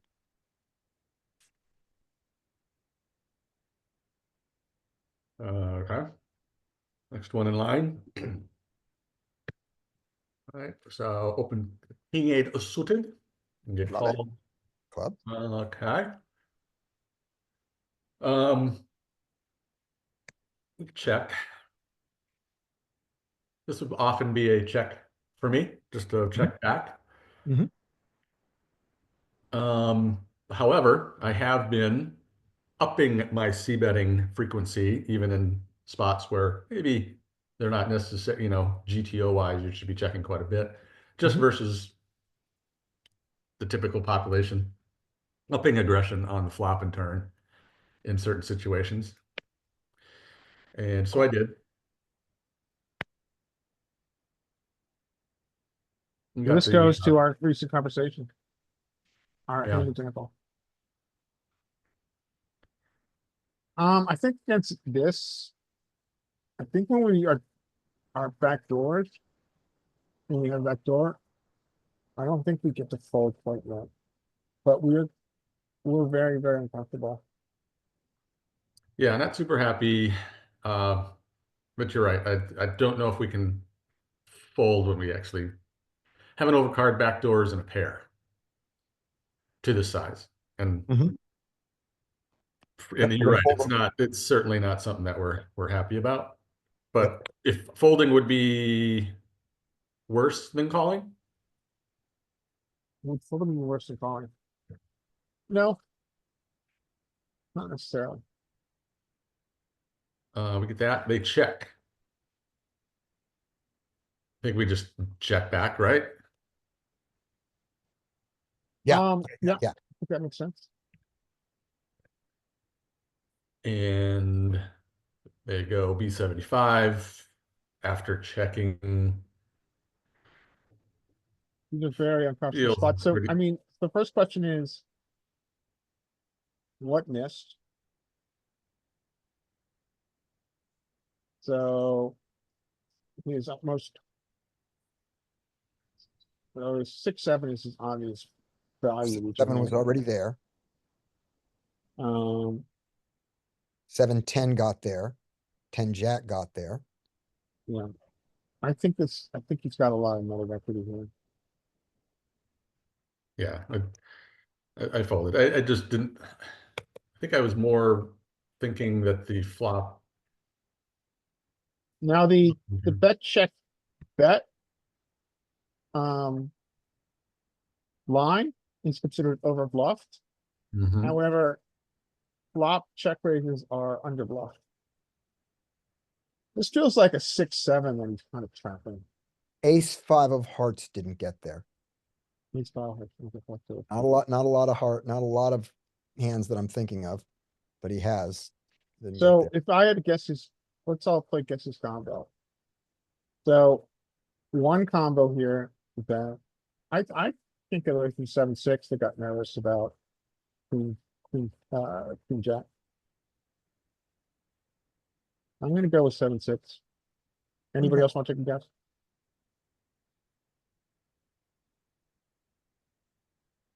He sort of woke up on the river. Yeah, I think, I Makes me mean, think my that- theory is that he flopped a straight, he got nervous about queen jack. He was- Checked. thought he was He saw overstraight. you checked, and then he valued that river. Yeah, so he's happy with his hands once the river card hit. Or, yeah, or he's trapping a boat. One of the two. I'm gonna go with There's also fives or spin value bet 7-6. at 9x. I don't think it's I don't think it's 9x, but that would be the That would be his. but if the bet was his merge smaller, I would bluff. think 9x. All right, show it. 10 jack. Ah, Yep. He liked the river card. Yeah, that makes much more sense than what I said. you like the turn and then you love the river. Yep. So that, But that, you that can makes call perfect a sense. bet on the turn now. Because he woke up on the river, so Yeah. he liked the river card somehow. Yeah. And the river card didn't make his. Yeah. You know. So let's look through this. Let's look through this one in the solver. Two spades, 8 of hearts, 5 of clubs. Yeah. Because there's a couple of questions we have on it. We want to see how often the 8x in equilibrium bets the turn, bets the flop. And we're all fine with you having bet the flop, but we want to just see what the GTO solution is. Make sure we understand it. So he finds his 10 jack. Well, you find it that. You're fine. So the king eight is exactly what we said. It's in strategic tension and you can tell because it does everything. Yeah. So when you say strategic tension, you mean that it's got a piece of everything? No, no. That's it's doing the straight thing. It's doing the pair thing. It's doing the. No, Derek, what I mean is this, is that the fact that it does everything is a result of strategic tension. Strategic tension is, I look at this hand and I describe it at its most basic. What is this hand? This hand is marginally made. Therefore, what? It checks. Okay.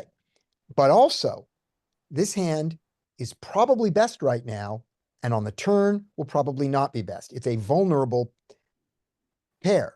So therefore it wants to bet and get him to fold out his equity getting him to fold ace jack here is great. Get him to fold king queen, which has, very little, interaction and is going to fold, is really good for me, right? Ace jack you had ace eight, you had king eight. So yeah, getting him to fold ace 10 and all these hands like this are really good. So my hand wants to bet. That's the strategic tension. Two strategies that tell me the opposite thing to do. Which one's more important? Well, in GTO, you look at and you go, they're all valid because it does all things. Okay.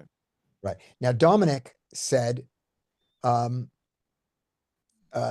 population overbluffs when call check back lines a lot, and we enter those bets. So main reason he wants to bet the hand, 97% for frequency from protection. And now I'll make the argument of why you want to check this hand is that after it goes check, check, they start bluffing, and everything that they bluff, you didn't get value from when you bet.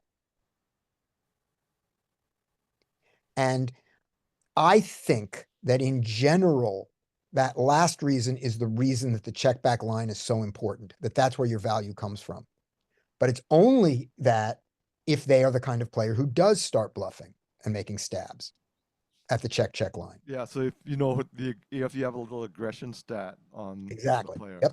Yeah. And you can start making assumptions about that by how they play and even by their pre-flop stats.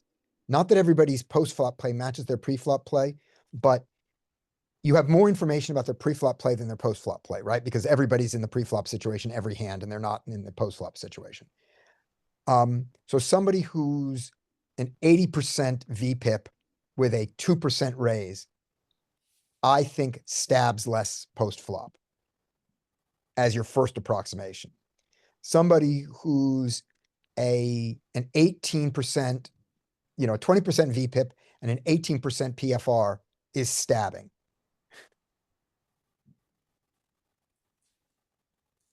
Yep, I'd agree with that 100%. And that's your first approximation. Your second approximation is what have you seen them do post flop? All right. So having gone through that whole speech there, that's why what we see in this king eight is it's got good reasons to bet and it's got good reasons to check. You chose the bet line. That's perfectly fine. His 10 jack. We look at his check 10 off. He's not supposed to do it without the back door. So he doesn't, he raises A his little bit. jack tens and does, and all of them have some frequency. And he found that. Good check raise. Right. King eight. That's the question. Yeah, Yeah. all the 8x call, except for the non-backdoor, the Badoogie. Right. Mm. So that's enough of a reason. Yeah. All the 9x go with it with some three betting. So I always find this interesting, and I think this is a good heuristic to take away that we can use real quick. Are straight unblocking everything that he has of value passable. And we see this over and over in the solver. Say that again, Larry. Our flop straight in position, Oh, right. it is the only hand that pure fast plays. Our top set's not fast play because it's blocking a lot of what his value check raises are. Right. But 7-6, which is unblocking his value check raises, is fast playing pure. And I think this is a lesson we can take. We want to fast play straights, unblocking all their value. Right. I think that's Okay, really good. So when I flop a straight and you say unblocking, what do you mean? Like, I'm not sure what you're So saying. the beauty of a straight is that, especially on this rainbow texture where it's very hard to get a flop. Yeah. I'm sorry, to run out of flush. The beauty of it is that it's unblocking all of his value check raises. So if Mike were to go back to big blind and we look at his check raises, a lot of his check raises are going to be sets, right? It's going to be 9s, 8s, and 5s. Right. And then that's his value check raises, right? So you're not Well, blocking the because we're sets. unblocking those with 7-6, Yeah. we fast play our straight because he's going to have the value region of his check raise range at a higher frequency because we're unblocking it. He's going to have the value of his check raising at a higher frequency because so he's more. He's going to have the likely value region of his set. check range, or check raise range at a higher frequency because we're unblocking it with a straight. So if we pot it and they check raise us, hurt me, right? Is that what Yeah. you're saying? Yeah. If he were to, especially on a rainbow texture, if he were to take a ridiculously big check raise, we Yeah. should re-raise him at a higher frequency with a straight. Okay. So with And- a made but vulnerable hand that is not going to improve. I think don't it's know. more about the fact that it's unblocking all of his value. Right? If we're calling him with ace-9, we're blocking some of his value. So there's less, so we don't re-raise as much because we're blocking like the set. So it doesn't make as Okay. much sense. All So right. Dominic, Derek, I'm gonna say the exact same thing Larry said. I'm just gonna say it with more emphasis, and with slightly different words, just to have another way to hear it. Okay. Which is because you said the 6-7 was vulnerable. 6-7's not vulnerable. It's the nuts, and it's probably going to be the nuts on the river. Yes, the board can come 9-9, and you can lose. Yeah. But it's unlikely. You are winning this hand all the time with 6-7, almost all the time. Even Uh-huh. against straights, even against his sets, you're winning it most of the time. So when he check raises you, sometimes he has a bluff, and sometimes he has hands that he likes. When he's bluff check raising you, you would like him to continue to bluff. So you don't 3-bet him because you don't want him to fold, right? Right. You want to get maximum value from your hand. So now I'm going to give you 2 hands that are almost always going to be the best hand by the river. 6-7 and 9-9. Actually, I'm going to give you 3 hands. 5-5, 9-9, and 6-7. These are the hands you're thinking about. Right. When you have the 6-7 and he check raises you, you re-raise him. When you have the 9-9 and he check raises you, you often call. And when you have the 5-5 and he check raises you, you can raise some more. And the reason is this: when he check raises you, and you have, some of the hands he check raises you are hands like ace-9, your actual opponent, right? Right. And when you re-raise him, he doesn't fold ace-9. He doesn't your opponents don't fold top pair, top kicker. When you have 9-9, it's very hard for him to have ace-9 or anything like it. And so he folds a lot more, and you don't get full value from your set. Whereas you have- 5s don't have that problem. Exactly. 5s don't have that problem. 8s don't have that problem as much. 5s don't have them at all. And 6-7 has it not at all. He can have 2 pair, 9-8, that he's going to go to the river with, that he's going to go broke with. All kinds of hands. And so that's what Larry means by unblocking his value is the straight makes it easy for him to have a hand that will continue that you beat. And it makes it harder. Okay. And because he has a higher percentage of those hands, he's here with a bluff less often than he would be that's going to fold to you automatic. Because the one thing you don't want is him to fold the bluffs. You want him to continue with the bluffs. All right. That's enough of me saying what Larry already said. Well, Okay, yeah, no, you that's coached helpful it 'cause- in a more digestible format, Scott. No, that's a very helpful because Yeah. I wasn't really thinking properly about that. Yeah. And now we talk about the idea that blockers aren't important at our stakes. And when are they and when aren't they? They are here. This is Agreed. an example, I believe, where this blocker talk is worth it. Is it worth the 30 minutes we spent on it? What's time to a pig? But here's why I do think it's worth it, because our opponents they may not be finding all the bluffs that the solver does, but they know how to check raise a set. They know how to check raise ace-9. They know how to check raise jack-jack and 10-10 Mhm. here. And so when we have pocket 9s, we're going to get more folds that we don't want to get. When we have pocket 5s, we're going to get fewer folds, and we want that. And when we have 6-7, we're going to get even fewer folds, and we want that. And I think that's true against our population. Anybody want to disagree with that before we move on? You're on it. Okay, awesome. All right. Mike, you had another hand, or you want to look at something else with this one? I was just gonna do a quick. Oh, look at what the Just river, check what the it, river yeah. is. Goes. You got our 8x in theory just wants to get out, bluffs a ton, bluffs a lot. Yeah. But, 8x is folding. Okay, I just want to check that. So did you make a good fold on river according to theory? Yeah, like, according to theory. Yes, according But to the main theory, thing- I was either going to fold or jam. Right, Ah, it got it. didn't call. Yeah, the king 8 never called. Okay. Awesome.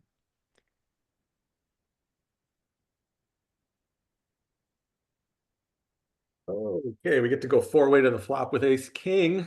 Woohoo! RT. Okay. All right. Well,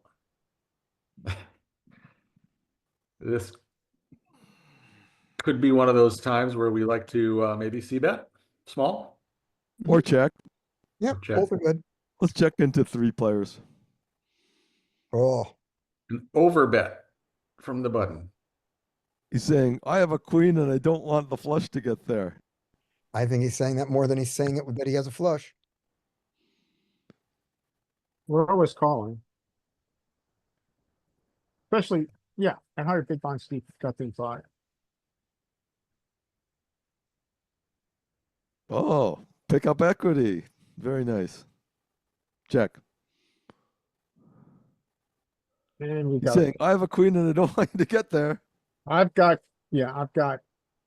this doesn't feel like a set. Feels more like queen 10 or queen jack. He has like a made hand, but he doesn't want the flush to get there. Yeah.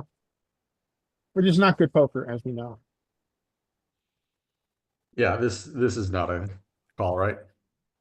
Yeah, that's just it. Oh, those aren't We there. are drawing to the nuts in both situations, like the straight and the flush, but I don't, we're There's just, probably two overs. yeah, potentially two overs. But even with that, we just don't have the odds, right? It's 41.5 No, to we just 1. don't. No, we don't get to call this. No. He did his job. Let's see his queen time. Whoa! Oh, I was wrong. I was so wrong. I thought that was see. That one was easy enough. I was wrong. Why would he play that way? What a way to play unprofitably. So Larry, here's the reasons. One, sometimes you want the naked ace of diamonds to fold because you want the hand rather than take the variance. Two, sometimes they call. Sometimes they have two pair and sets and they call all that money. Okay, that's okay. That's fair. Sometimes they have a set and they fold it, and you don't even mind if a set folds. Okay, now let's go back and look at the hand real quick because I have questions. So Okay. so this is and I have questions for this reason. Because I do not super fast play top of ring. Mm-hmm. And I'm open to an argument that sometimes against certain players, we should super fast play top of range. But I just think this is missing so much value. I mean, do you really want, well, you don't want, so here on, so the turn I think is egregious. On the turn, he's betting what? 2.5x pot? Yeah. So Yeah. what happens here is that, I mean, most queens are going to fold here, right? Are there any of our opponents that this is good for? Oh, yes. Someone who won't fold aces, kings, or ace queen here. Okay, all right. But So why that's do what we he's want, but extracting. why would we want to make their choice easier on turn when we can smooth play and use more geometric sizing? I think that the thinking goes like this. I play bad post flop. Therefore, I don't have to worry about my bad post flop play. Okay, all right. I guess there are some players. Does that make sense? Yeah, I played against a guy who I made $500 from on Saturday night who would never have folded between him. Sure. So Mike says magnitude trumps frequency, but here we're all talking about where the magnitude gets, we're getting it in by the river no matter what. It's in what order do we put in the money? So magnitude trumps frequency isn't an argument against this for or against this bet. I don't know what that means. It's an argument against this bet specifically against the ace of diamonds, because if the ace of diamonds folds here, that's not a disaster. If the ace of diamonds calls here, it's a disaster to have only bet half pot when another diamond comes in. Right. Because he loses in one case, he loses 40 big blinds and wins 80 big blinds. And in the other case, he loses 80 big blinds and wins 80 big blinds. Right? And he So goes through the pain of being stacked. no, it's different there. It's a pure money thing. So imagine Mike turns up his hand and shows the ace king with the ace of diamonds. Says, Okay. this is what I've got. And you've got king queen of diamonds there. If you believe that Mike will call a pot size bet here and then fold on the river when he doesn't hit and jam on the river when he hits, and you don't, I said he turned up the ace of diamonds, I was wrong. He didn't turn it up because then you don't lose the money.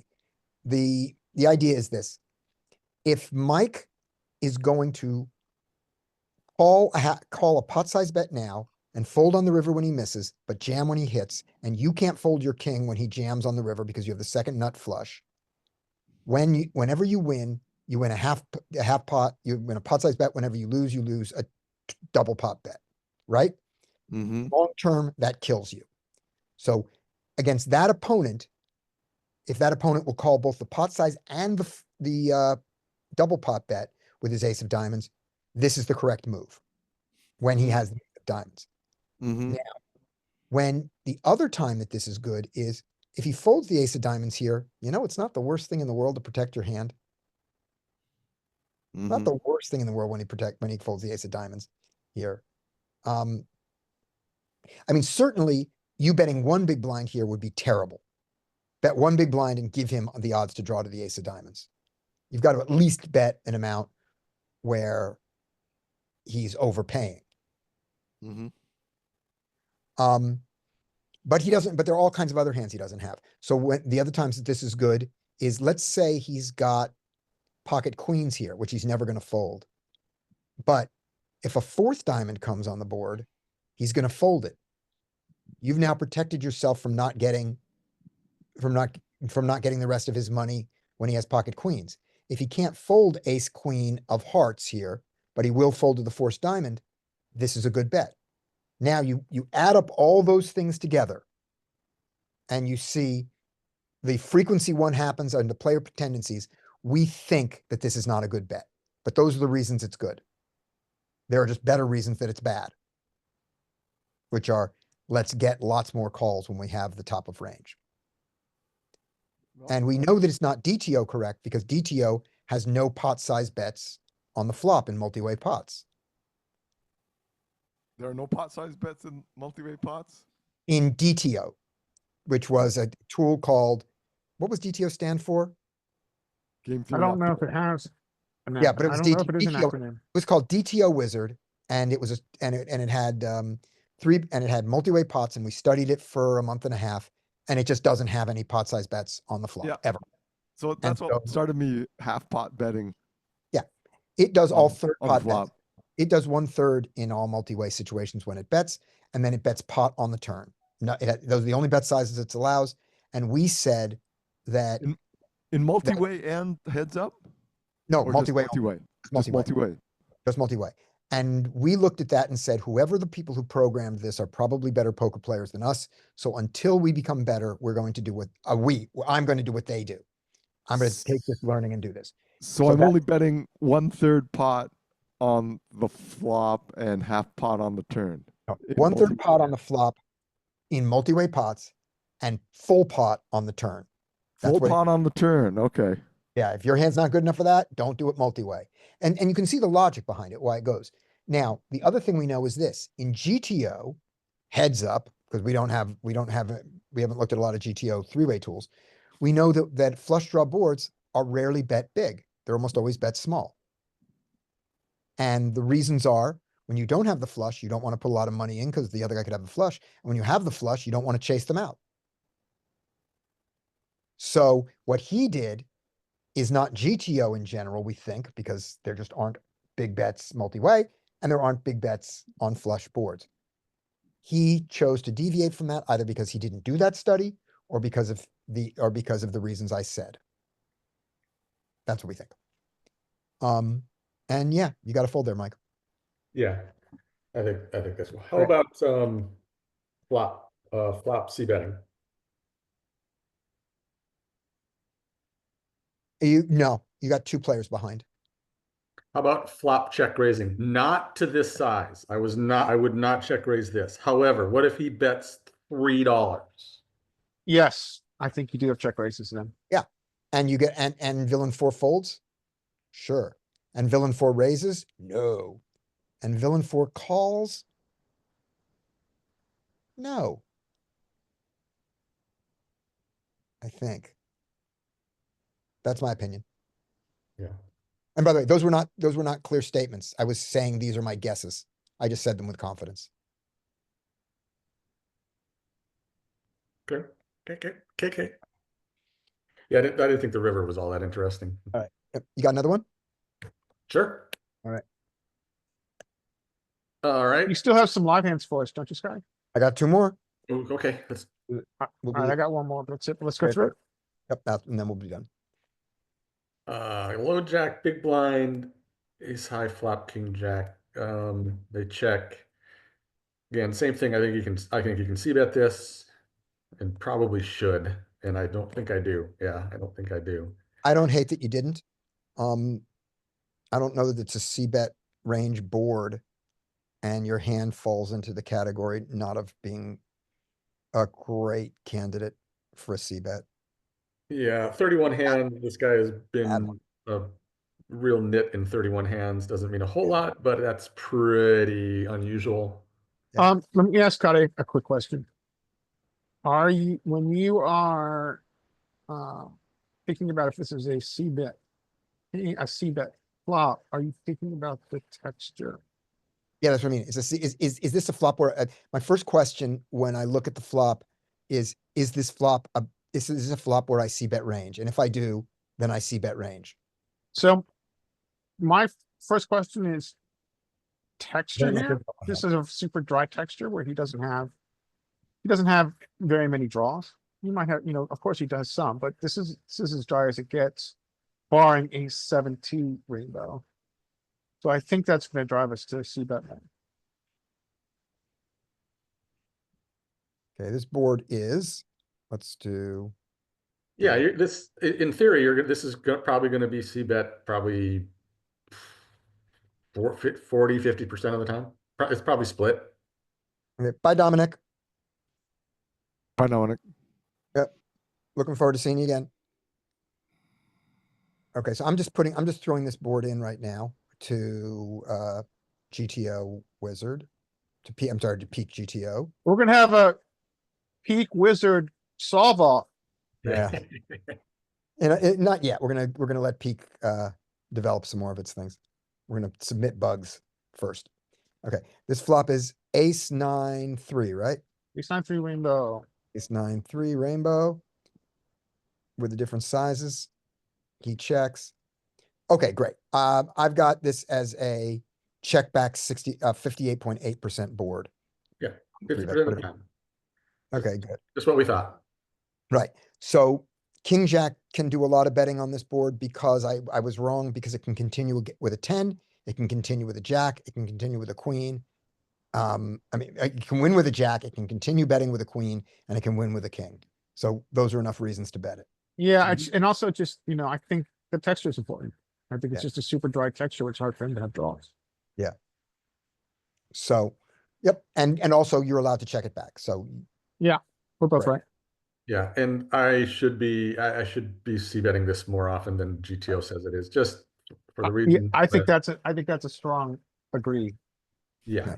I Yeah, we I mean, can. we know population overfolds. Now okay, so this might have played into it. This guy, 31 hands only, but he's literally not played any. Like he's That's important. You're right.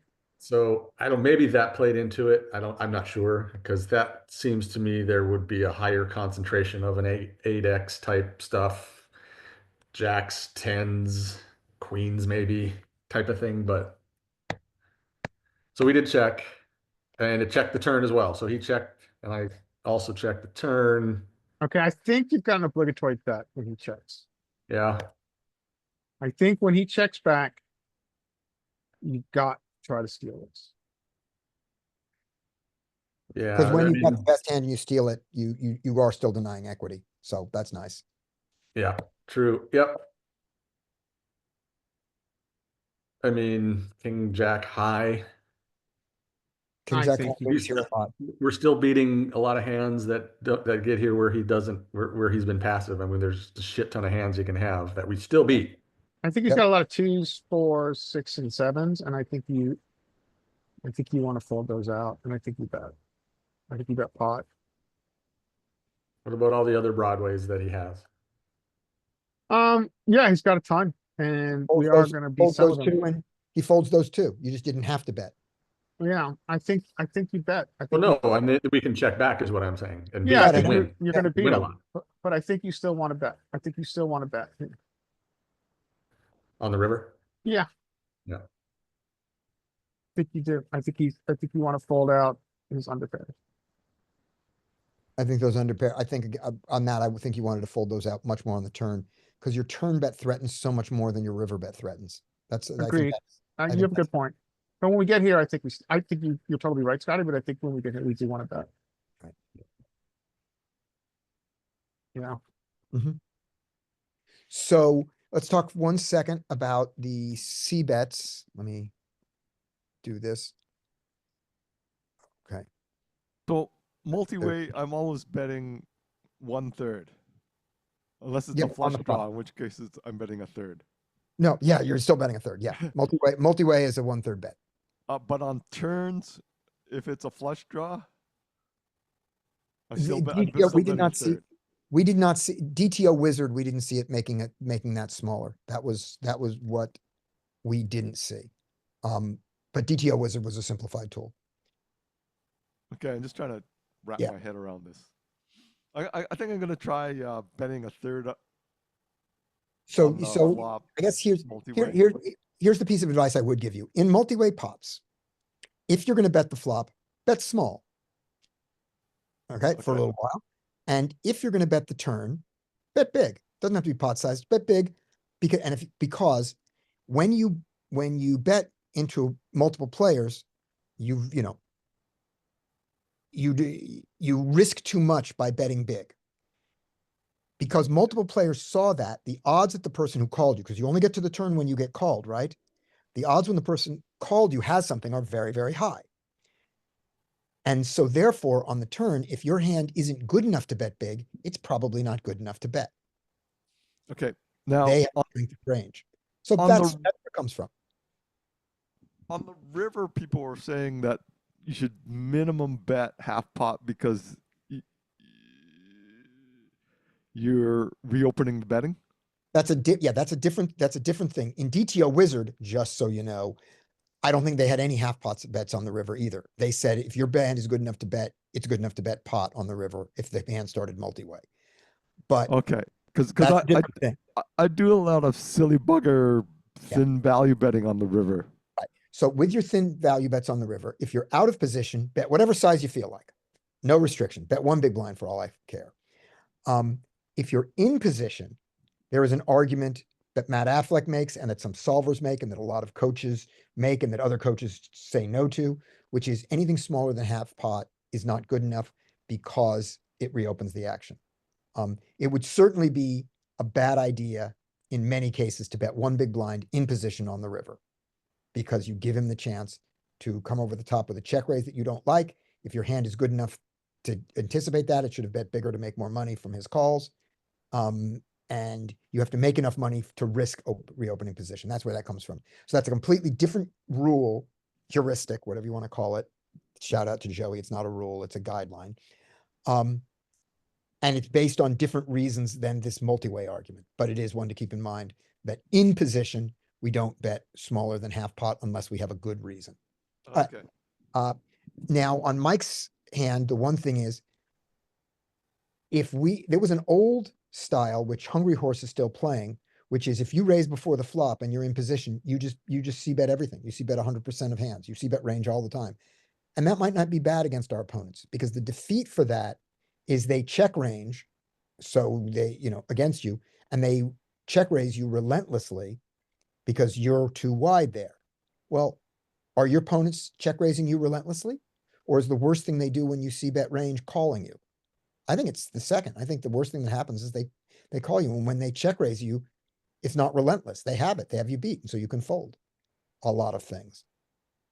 So if we changed our strategy to, I'm going to C bet half pot on every flop, when I'm in position and I raised, and I'm going to, or I'm going to move it to 1/3. That's not our best play, and I think we can play better than that, but it's not bad. All right, aces. And one more thing about it. It's going to be terrible when we move up in stakes.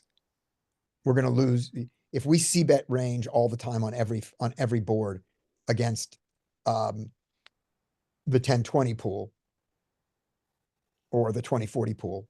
I think we're going to get our asses handed to us. I'd agree. Yeah. Yeah. I'd agree. This guy here, but we're not playing in that pool yet. This guy here has been playing way, way too many hands. He's been limping a bunch of them, and he has limped as high as queen. And Scotty, I will say, it looks like you've had a good day at the poker room. I did till this hand. I still won, by the way. I still won. I still came out ahead, but this hand hurt. So we've seen him limp an ace queen. We've seen him limp a queen queen, but he's limping way wider than that. He's limping all kinds of garbage, and we've So seen it. he's got like a BPIP of 60% or some crazy number. We moved from this seat here to this seat to have position on him. Yeah. And when this seat opened up, we thought about sliding over to get even more position on him. But then I decided against it just because I said, I'm doing fine. It's not like these guys are getting in there and grab and three betting him relentlessly before I get a chance to. So, and if I move over one seat, then I lose one free hand when the new guy comes in, and I get one when he comes in. So I just didn't bother, but I considered it. So that's what was going on. He limps. We raise to 45. Great. We get the result we want. The small blind, who's medium deeper with us, goes to 145. That's great. We are ready to four bet him, and we are thinking about our four bet size, and we're going to four bet him in position to 2.2, 2.3. We're going to go to about 330 or so. Yeah, that sounds right. Let's see. He's at 145. So we are going to go to 290 plus 100. Oh, wait. No, his raise was 90. So our 2.3, our 2.2 size here is 290 plus, plus a little bit more. So it's 230, 240, right? I mean, 333, 340. That's our size. So And the other thing you're thinking about here is that you're going to be playing in position, which is really important this time. Yeah. So I want to bet. I don't want him to fold his good hands here. I'm going to be in position against him, and the pot's going to be big enough that we're going to have no problem getting it all in. With aces. Let's see what our least splashy player does. That might change our equation. It did.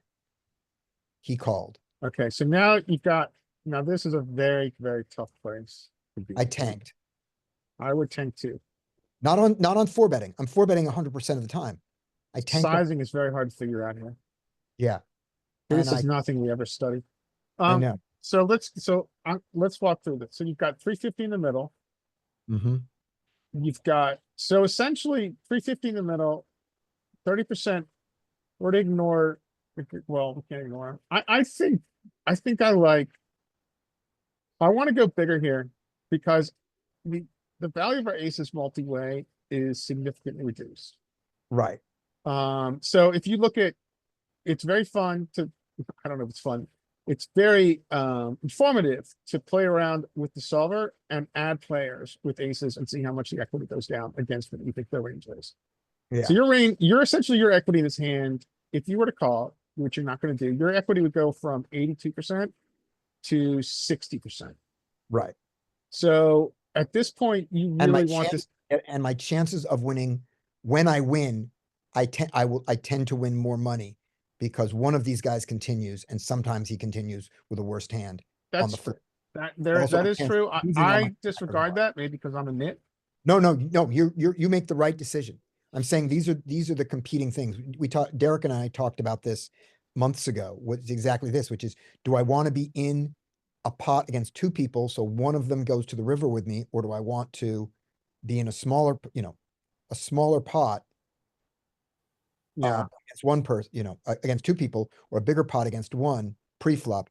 And I think that the advantage of being in a bigger pot against one person is way bigger and is a much better play. But you can see why somebody calls here. I like if you're plus EV against both of them, then you're plus EV against both of them. Right. Well, it's just the idea is not to win the pot. The idea is to maximize your money. Right. So Derek, and maximizing your money means both of them are all in. Right. So Derek, are you considering here just calling? Hell no. Okay. 600. So you're considering putting in an amount of money that you hope both of them call. All right, good enough. We're fine then. We're 4xing. We're 4xing. So that's about 600. Okay. Good enough. Why would you even consider calling? No, I'm not considering calling. Great. Okay. Good. So I think I want to go bigger because I want to go heads up. Yeah. So I'm gonna go. I want bigger. I want 750 to 800. No, okay. but see, 600 is the same as 1,000. Is it? Why? Because then because there's only there's only like 600 is, 450 1,000 left. is all, 1,000 is just going all in. Yeah, the- 1,000 is all in. Okay, I mean, so this 600 guy's is the got same as- 755. Okay, like neither of them are calling 600 and then folding for the next 450 when there's like If they hit 2 grand something, in the pot. if they hit anything. Yeah, I mean, if So they, so 600 is basically an effective all in. So we're betting 600. okay, Okay, that's, I can see okay. that. I I've can heard see that. 600 and I've heard 750. Those are good I sizes. think 750. I'm gonna take that bet. Well, so there is an argument to be made about 750 because about actually 755. Because essentially you're saying loose splashy limper, you now have to commit your pot to this. But it is Oh. an effective all in. So So in that's theory, why, an like- effective all in is anything over 30% Yeah. of Mhm. pot. So 30% of pot is already there for small blind. Right. yeah, so that's why I'm saying 600. 600 doesn't sound as big as Yeah, 10, maybe you're right. 1050. I think 600 is probably better, but I still want to. I'm just so focused on keeping this heads up. I like a bigger number, I think. Okay, But the math doesn't work out because you're essentially both numbers are essentially putting these guys effectively on it. yeah, Yeah. okay, Yeah, but they might not know it. Right? yes, Like yes, like that's the also reason true. I'm choosing 600 is because it's all in but they don't know it. they don't realize it till after they've put the all in and then they see the size of the pot on the flop and they go, oh shit, I have a pair. Yeah, Exactly. That's, So that's I- why I'm choosing 600. yeah, I think I see your point. What, Or so Scotty, what did you think? What was your thought 590. process? my thought 590 process was works wrong. too because 590 sounds less. 599. My thought process was completely wrong. This is what I did. I thought about this guy here. I thought that. I went, oh, that's nice. That's nice dead money. Okay, small blind has got a real hand here. Small blind, the loose splashy limper is not playing well in general. Yeah. Small blind is playing just fine. He's a thinking player. I don't know how much better he is than me. I don't know how much worse he is than me, but he's thinking. And he knows that my 4-bet here is a very strong range. Yes. Yeah. And he's going to do a lot of folding to my 4-bet. And he's out of Yeah. position. He's out of position. He's seen that a lot. So my standard 4-bet size here is 2.2, 2.3 in this situation. 2.7 out of position, 2.2, 2.3 against him only. Yeah. Thinking about that, and I'm thinking about the number, and I've already settled on the number 330 is what I'm going to go against him before this guy calls. That's way too small. Wait, no, that's before Three. the guy called. Before the guy called. Before the guy Now the guy called. called. Before the guy calls, I'm thinking to myself that the 2.2, 2.3 is right. Yeah. Then the guy calls, and I go, oh, that's nice. And I don't think about it. Oh, yeah. This is I don't justify this. This is a mistake. No. What it's do you a wish you had? What size do you wish you had used? 600, 590. Hold on. No, when I redid this and thought about it later, I wish I had gone to 400 to 450. Okay. Yeah, we might be was giving right. you sizes that are too big. And I'm not sure what to do here, so I wanted to hear what you said. Right. So I don't know which is right, but I know that on doing it, when I put in the 330 and I looked at it going into the pot, I went, that's not enough. The pot's too big. I didn't think about that. And this is another thing where if I'm online and I'm looking at the number in the center of the pot, when I do this and I see the 350 number and I think to myself, I'm going to raise to 330. It's like, no, I'm not. I'm going to raise at least a pot size raise. I'm going to go at least to 380 raise against this. So that's, 350. So that's 420, 430. I would have gone to 420 or 430 here. Yeah. Unless I decided to go big. Like, don't you count the pot as the money goes in? I do, but So I you did. know exactly how much is in the pot. I knew I don't exactly see the problem. like this because I knew it at this moment. Because I sat there thinking about this guy and what size and looking at him and thinking about his range. Then this guy comes along And I continued this thought process. Oh, I you Yeah, I didn't see your point. didn't readjust for the loose splashy Exactly. guy Right. dropping This is- 145 in. Right. The examples, all four of my examples here, not all of them. The examples I'm giving here to specifically are hands that where my where I play better after the fact than I did in the game. What was it that kept me from thinking right? Oh, okay. And so Yeah. this is an example where as the money went in, that's when I went, holy shit, that's small. What the? And then I just thought to myself, well, at least maybe it'll get the small blind to call. Small blind tanks and folds. He realizes that I don't go that small without aces, Yeah. and he goes, I'm going to have to play this out of position, and says out loud, I don't know that I've ever folded this hand in my life. He's got It kings. must be a kings. Might have kings. Might have kings. I think more likely he has ace king here, or queens, but he could have kings. I don't think it is. And then this guy calls. Oh god. Okay, so what's our pot? So he has got 100 and he's got 570 behind in 820. Right. So my plan is very simple here. He checks and I just go all in. I don't care whether he calls this last 570 or Yeah, not. yeah. This is a null amount. The hand is over as far as I'm concerned. Agreed. I played it wrong, but this is what I got. The hand is over. I have the ace of clubs just in case. Whatever. He bet 240.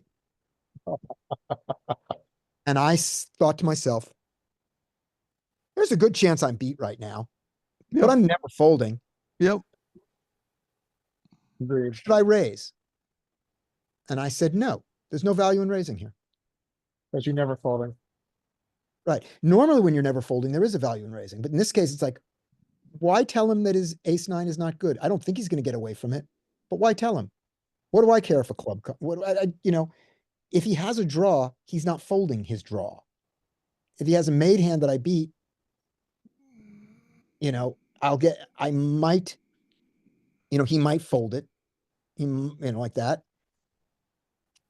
And if I'm ahead, I'm Send the ahead. mirage. So I wasn't happy, but I just thought to myself, Yeah. I'm not folding. I've already decided that. Do I raise here? And I went, I can't think of a reason to raise. Yeah, I think I see that. I don't know if it's right. I call. Jack comes. He goes all in. I call. Nines. No. He stands up and says, hold. And I go, fuck. 9-8. Oh my god. Right. So like this. And this is the result. It was a big pot. That's pain. It was a big pot. Okay. I had a situation on the weekend. We're talking about Michael Jordan. I have aces. Mhm. And the flop comes 2-2-3. And the guy that was playing 2-3 offsuit. So I lose to 3 high. Oh god. Yeah. Yuck. He was just playing because we were talking about Michael Jordan, right? He's Yeah, at number and he's at 23, right? Yeah. So Yeah. people are Can we go back to pre-flop and go over how you make your decision about sizing so I can Yeah. learn from it? Right. So there's three things to learn from this. One is, why are you watching this video? Why don't you watch people who play better than this? Two, and this is the important thing Mhm. for me, which is how do you play your A game? Why is it that I am playing live worse than I play online? okay. What is it about? Here's what I would do. Yes. For the next time you play live, always know what is in the pot. Like always, every time Yeah, I'm counting. money in the pot, change your little thing in your brain about how big the pot is. I totally agree. I'm going to do that more. I did that at this step of it. That's what all my thought process was here. And I stopped doing it there. So I'm So always every time counting, someone I'm puts always money in the counting pot, update how much in Yep. your brain is Exactly. in the pot, Yep. and then you won't make that mistake. Yep. But Can we you go make- back to before you choose your 5-bet size? This moment, So no, okay, so you yeah, this moment, this is it. This is the, yeah, right. So, okay, so can you take me through, not what happened in game, but in What I your would do, ideal world or online, as you said, what I would do now. what would you know? And how do you come to that size? All right. So I look at this and I say that my raise here is going to be at least, people are going to put in at least 3/4 of the pot. Okay, so that's what the raise is gonna be. So when I put in 100, that brings the pot to 450. Right? So my minimum bet here is going to be 3/4 of 450, which is 380. Okay. My normal size bet here, is going to be a pot size raise. And that's going to be with 100 more in there, 450. So I'm going to raise, so I'm going to put in my 100 and then another 450 over it, which is 550. Got it. Right? So my number is going to be between 390, push up to 400, between 400 and 550 at unless I want to go bigger than pot. Now, do I want to go bigger than pot with pocket aces in position? No. Got it. Okay. Thanks. Scotty, Yes. go way back to pre-flop, like where it's your first action. Yeah. I'm curious why you chose this size here and not kind of your standard It is my standard pot size. size. Well, you've got 3 blinds and a limper. You'd make it 4.5 versus one limper somewhere. This is small. This money gets raked away. Well, so you're paying $8 in rake. Paying $7 in rake plus $7 $1. in rake. Yeah. It's Okay. still in the pot though, right? I mean, No, it's gone. It's not in the pot. When we see a flop, that money comes out of the pot. It isn't there. okay, well, it's a rake. Yeah. So if this was, let's say 3-5 and no straddle. Yeah. And there's a limper, or let's just call it 5. Let's call it 5-10. Okay. Yeah. Let's say it's 5-10 and there's one limper. You Right. would make it 450. Yep. Like you did, or 45. 45. Yep. So now there's this extra little bit in here. It just seems small for you. It's my standard size in the game. I didn't adjust it for aces. Okay. That's totally fine. I'm doing 45 here. If there's another limper, I'm going to 55 or 60 with the extra limper, depending on my mood. But 45 and 60. With another limper, I'm going 75. Out of position, I'm going to, instead of out of position against one limper, I would normally be 55. I go to 60. Because I hate out of position even more than out of position is to be hated. Live. Online, I think I'm doing the 60 also. I'm pushing it up a little bit more. Yeah. Okay. So, Yeah. 45 is just absolutely standard. 450, when we play the 1-2 game, I just 450, 450. Another guy comes in, 550. This extra blind here doesn't change it because of the rake. There's also 3 people in the blind, so your position is a little worse. You're not really in the cutoff. You're in a cutoff that you're in a 3 blind cutoff, which is a tighter range than the normal 2 blind cutoff. 3 blind cutoff. I would think you would want to increase your ISO sizing. Could. I think 45 is fine. It were, Yeah, but no, it is fine. It is fine now that when I think about it, but I'm just trying to think that it should be bigger with 3 blinds when you brought that up. Nah. So let's look at this. You want your ISO size to get you heads up often and get some folds, right? That's what you want your ISO to, that's what you want an ISO to do. Mhm. You don't want an ISO to be so big that that they fold every time because you have a better range than them. But you would like your ISO to at least the so. You want to isolate. So I can tell you that in this game, a raise to 45, not always, but often gets you heads up. So it's enough to do that part of the ISO. A raise to 30 never does. So like that. And a raise to 60 will often do it, but get too many folds here. and also stick your neck out too far when you get re-raised. So I think the 45 works. Yep. I agree with the Um, 45. I wouldn't hate 50. I think 55 and 60 is sticking your neck out too far. Well, I think you should have went 48. That's just me. Okay, we're not allowed to. I'm just kidding.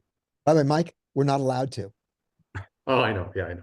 Yeah, you can only bet in increments of 5. I didn't know that. But when you go all in, your last $3 does go all in. Some games you don't lose where the rule is you have to bet in increments of 5. If you have an odd $3 at the end, it just doesn't go in the pot. You don't lose it and you don't win it. In this game, your last $3 goes in. So moving on, we get this. I just thought wrong. I didn't complete my thought. So Derek's advice, always know what's in the pot, is 100% correct. And I try to do that. I'm going to do better at it. And then the other thing is, I should have thought of this in a little bit of fortune reversal thing, is I have a plan. My plan changed. Review the entire plan. Don't just look at it and go, oh, that also happened. I What should if have, you had ace king here, Scotty? What if you had ace king suited? Oh, that's a tough one. Call. No, I'm going to jam. No, you can call with ace king. I here. can, but I'm going to jam. So I was thinking if you have ace king and you jam, And I'm exploitable that way. yeah, that's what I was getting at. Do live players do the same thing that online players do, and they put you on ace king, with the old air quotes going here, put you on ace king and call you with, any pair. With pocket 7. I don't know. I don't know if they do. They certainly don't do the thing that short stack live players do, which is limp with pocket 7s, hoping to see a flop, limp, get another limper, get an ISO, fold, and then jam the 7s going, well, I've got dead money here and I'm flipping against his ace king. So Yeah. I wanted to see the flop. I wanted to see my 7s cheap, but if I can't see it cheap, let's go all in. I've seen that from online players. I've never seen it from these live guys. Mm. Yeah. So yeah, I just needed to reconsider this. And I didn't. Now, if he had called the bigger bet and we had the same result, that's fine. As it turns out, he wouldn't have called the bigger bet. Because we discussed it afterwards. We discussed the hand. And he gave his reasons for why he called the 8-9 and like that. And I was going, and I said, makes sense to me. Yeah, those are all good reasons because I thought he was wrong. But as he was giving his reasons, and I thought, it wasn't that I thought if I go to 400, he folds, because he said he would have folded to 400 or 450.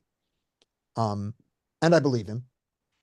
But that's not that I said, oh, I should have because I lost. It was, I should have because it was the right thing to do, but I didn't do the right thing because I wasn't thinking right. All right. This has been a very long time. We're just going to do my last hand. And Larry, you don't get any hands today. Unless you want, Larry, if you want to do your last hand, we can. It's No, Christmas. no, your hands Oh, are it's better. Christmas, Christmas Eve. It's Christmas Eve. The Jew, we Jews need something. No, I prefer to see your live hand, actually. It is Hanukkah tomorrow, isn't it? I don't know. You tell us. I think it is. Don't the dates for Hanukkah change? They do, and I think this year they just happen to line up with Christmas something. What do I know? I'm an atheist. I think it is though. I'm going to go visit my mother's friend who's 94 for Hanukkah. Oh, well, that's I wonder what present she'll give me. Last hand, okay. Last hand declared. pocket queens. Another play I made a mistake on. Another bad play with post play hand analysis. All right. So straddles on. Fold, raise. I'm going to 3-bet him. Easy 3-bet to 90. I get 4-bet to 280. The extra $10 means nothing. It's a reasonable size 4-bet there. It's bigger.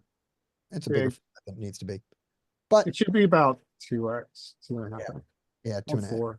2.5x. So a little bigger. So before I call, I look at his stack.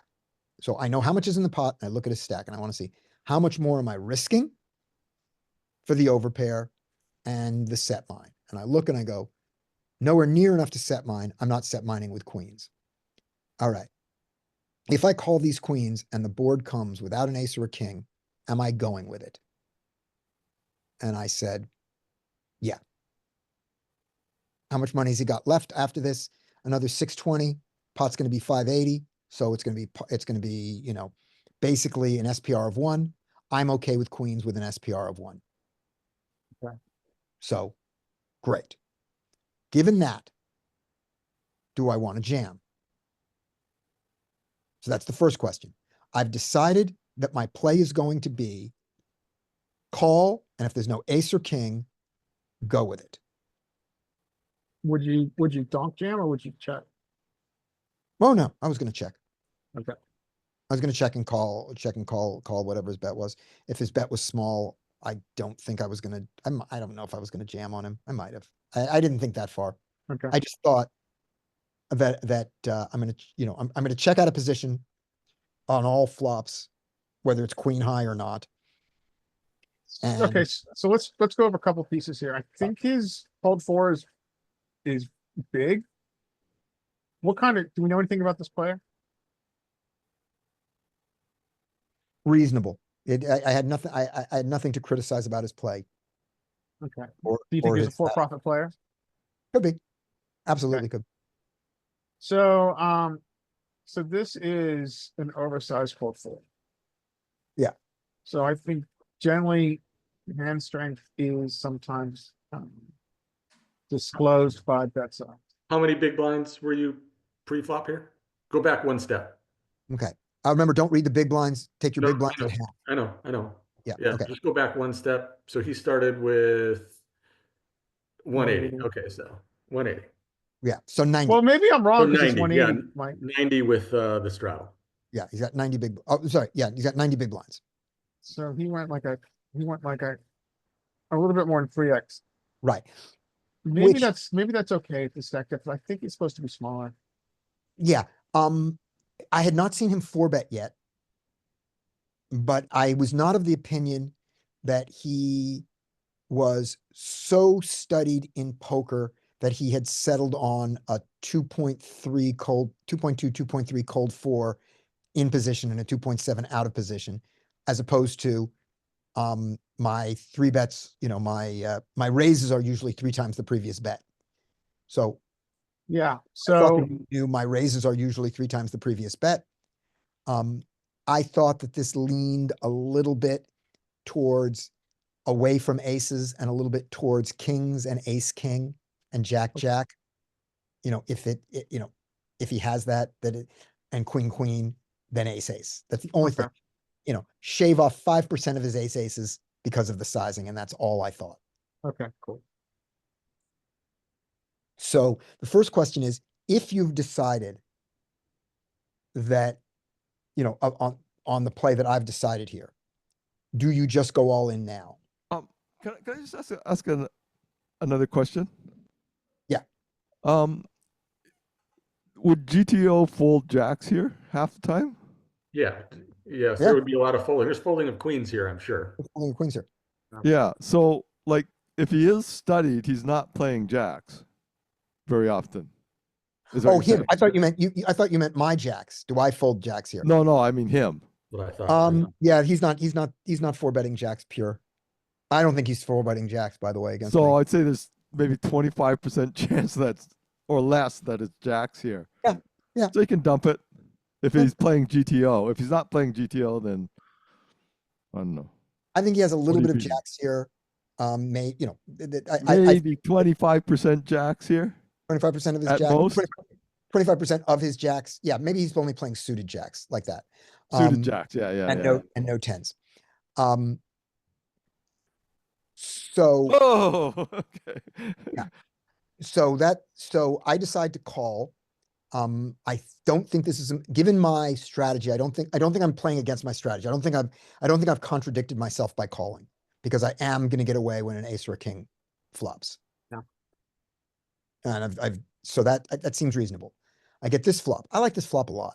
Okay. I just said there's no jacks here, no tens. I think there's no Definitely no nines nines. and very few jacks. I don't hate this flop at all. I have Okay. outs. I have eight. I have 4 8s that I believe are pure, that are good, and 3 kings that I think are good. Maybe 2 kings. And see. two queens. And two queens. No, my queens are not good No. Because this ace king gets them. because he's got ace, king, and king, king here a lot. I'm not confident my queen is good. I'm not looking for a queen. I don't mind a queen, once it, but because then I also have outs if I get it on the turn. By the way, I just looked checked. at it. At Yeah. this stack depth, he should be going to, he went to 36 bigs. Mhm. And he should be No, he going, went to 18. He went to 28. Yeah, 30. He went to 28. That's not 36 bigs, right? We oh, gotta, because we're at 10. Yeah, you're right. He went to 28. He's close.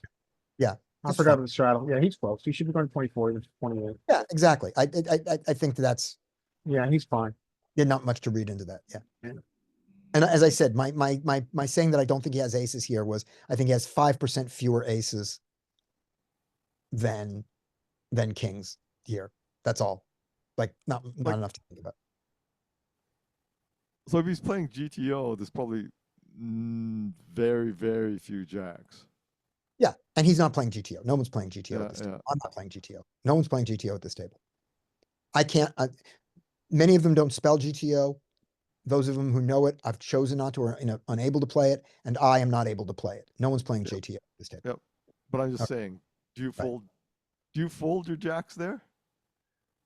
If But when he s- raise raise 4-bet, and 3-bet in the hijack cutoff, I would very strongly consider folding jacks there. Very I strongly. don't fold jacks, but I probably should. Yeah, I don't know if I would have, but I would. So very- in theory, at 200 bigs, jacks are mixing, queens are pure call are Yeah. 5-bet. Jacks Yeah. are mixing, Daps are missing all full, fold, call them fold. Yeah. as all the under pairs at 200 Okay. bigs. I'm uncomfortable here. Move one of these guys earlier. Move any of them earlier, and he does this, and I'm folding jacks a lot. Yeah, But we're in the latest position we can be for me to still be out of position. I think I would overfold jacks here. Okay, so here I've already decided to check range, and I looked Mm-hmm. at this range and I saw no reason not to. I checked, and he checked behind. Oh, God. And when he checked behind, I had a read. My read Feels was, like- Go ahead. this is not jacks under any circumstances. No. He's not happily checking behind. He's slightly disgusted in his check behind, Is this a read off his body language or just his play? his body language. Okay. My read was just, this is not a trappy check behind. Now, Can I ask you a Doesn't- question about reads? Yeah. When you're getting a read, are you looking at specifically someone's face or just looking at their whole body? I look at their eyes and see their face. Okay. I didn't see the flop, by the way. So you look at someone's face when the flop. I looked at his face when the flop came and I checked without even looking at the flop. Or I glanced at the flop. I looked at his face, it came down, and I went, check. So that's an excellent idea for me. I'm gonna steal you on that one because when you're in a situation when you know you're gonna check range, you don't need to look at the flop. You could just look Right. at the guy's face. I have, Um, I have a running bet with a friend that if he catches me looking at the flop when it comes down, I give him $10. There you go. Yeah, Yeah, but Larry, also, even if you're not planning on checking range, you just watch their reaction first. When the Right. flop comes down, then you look at the flop yourself. Right. Always, yeah, I think you should always look at your opponent, like as the flop is coming down. Yeah. I'm As gonna Joey, change that. You guys are right, and that is something I'm not doing. I'm gonna do it. as Okay. Joey said. How a about this? while- You owe me $10 every time you look at Yeah. the flop when it comes down. That's a Okay. really good point. Yeah. Okay? Yep. Don't think Joey, I won't connect. and Joey pointed this out really effectively. He said the honest moment of the flop is the second it comes out. It's the flicker. People adjust after that. A They flicker, adjust. I I like it. love it. I love it. I Right. love it. And the other thing he said was the flop will always be there for you to look at. The flicker is gone. And also it leads to one really funny thing. When you have two people who decided to do this, they each stare at each other and the flop Yeah. comes out and no one looks at it, Yep. which is really funny when it happens because you Yep. both know exactly what you're doing. That happens to me a lot. Yeah. Because I almost never look at the flop. Right. So And then- because I make bets with guys that say, I'll give you $10 if you catch me looking at the flop. And I have paid up. Right. And then just so you know, if that ever happens, here's what the proper etiquette is, by the way. It's just like sailboats. I burst out laughing. It's Happens. the person, if both of you are staring at each other and that's what you're looking for, then the person whose turn it is to act looks at the flop and acts. Mhm. You don't do that. You don't do that for a minute and waste everyone's time. Yeah. Once you've realized you're both playing the same game. I Alright. burst out laughing. That's also funny. Right. So And I have checks. another question regarding this live dynamic. Yeah. In this particular table configuration, is this where you were sitting too, by the way? Were you sitting directly to the side of this person on the Yes. straight part of this table? Yes. So it's awkward because you have to turn at a more extreme angle to be able to look at them. Whereas if you're on the corners, you're kind of angled And toward yeah. each other. Yeah. This situation has always bugged me, like, because now you really have to, in order to get a good look at them, you have to turn quite Yeah. extremely. Okay. Yeah. Like this is why I like wearing dark glasses, because people can't. I don't wear them to hide what I'm doing. I wear them to hide that I'm looking at them. Okay. Does that make sense? Yep. That makes total sense. So what are you doing, Scotty? Are you just turning your head, or do you actually physically move your body a little bit to rotate and I'm look? not trying to be overly subtle. I'm not trying to hide that I'm looking at them because in general, they're looking at the flop and don't even see me looking at them. Yeah. And if they see me looking at them, it's because they're looking at me. And then at that point, we both know what's going on. So I don't turn my body in any sort of aggressive way like that, but I turn my head about 3/4 towards them, and then I turn my eyes the rest of the way. Yeah. Okay. I'm not hiding it, but I'm not trying to be an aggressive gorilla who stares into your eyes and says, I dare, I'm not trying to do any sort of, macho thing with it. I'm just trying to see. Mhm. I want people to be happy at the table. Yeah. And I'm trying to see, but I'm not trying to hide that I'm trying to see. It's like, yeah, I'm looking, somebody asks, why are you looking at me? So I want to see I'm trying to get a read. I'm probably not going to succeed. You know what I tell them? Trying. When they ask that question to me, I say, you have a huge tell that'll tell you later. Yeah, that's a good one. I mean, you could also do this and just say, you have really pretty eyes. Is that an argument for seating in these corner seats? I Yes. guess, let me see. Yes. Yes. The corner seats are the best for looking at everyone. Yes. Yeah. The corner seat is also good because you also can be doing the thing. I do something else, which is I try to, and in limit poker, I do this 100% of the time. In no limit, I'm not as good at it because I'm still struggling and there's too many things to think about. But none of us should be looking at our hands in advance to speed up the game, right? We don't look at our hands until it's our turn, right? Nobody. No. I look at my hands. I used to wait until it was my turn to act before I looked Yep. at my hands. Yep. But I look right away. Now. Okay. I changed Okay. I changed that. Okay. I don't need to argue with you because you know all the reasons and you've chosen your reason not to do it. I think it is better not to do that. And all the pros do that. So I'm going to do what they do. But what I do look at is I look at the people to my left and see who looks at their hands in advance. Uh-huh. Once I see who does, I sit and I watch them and I go, can I start predicting in every hand, whether I'm in the hand or not, whether or not they're going to play this hand in advance? And if it's someone who I'm accurate on because they put a chip on, I mean, sometimes it's so obvious. They put a chip on their cards when they're going to play. They don't when they aren't. They lift up their cards ready to fold it because they don't care about giving off this tell in advance. Because if they're going to fold their hand, they don't care. Yep. They're Mike giving Carroll up- says they move imperceptibly or perceptibly closer to the table when they're going to play. Right. They lift sometimes it's an unbelievably obvious tell. They get their chips when they're ready to play. They leave them there when they're not. And you watch them and you see, am I right? And if you are right, and I think when you're right, you're going to be right almost 100% of the time. Like they're not trying to hide it. So it isn't that they give off a tell. They don't care. If they don't care and you get that, you adjust your position on every hand. Yep. So you look to your left, you go, the cutoff is going to fold. So therefore I am not in the low jack. I am in the hijack. What is the hijack range? Then you look at your hand and you play the hijack range. Yep.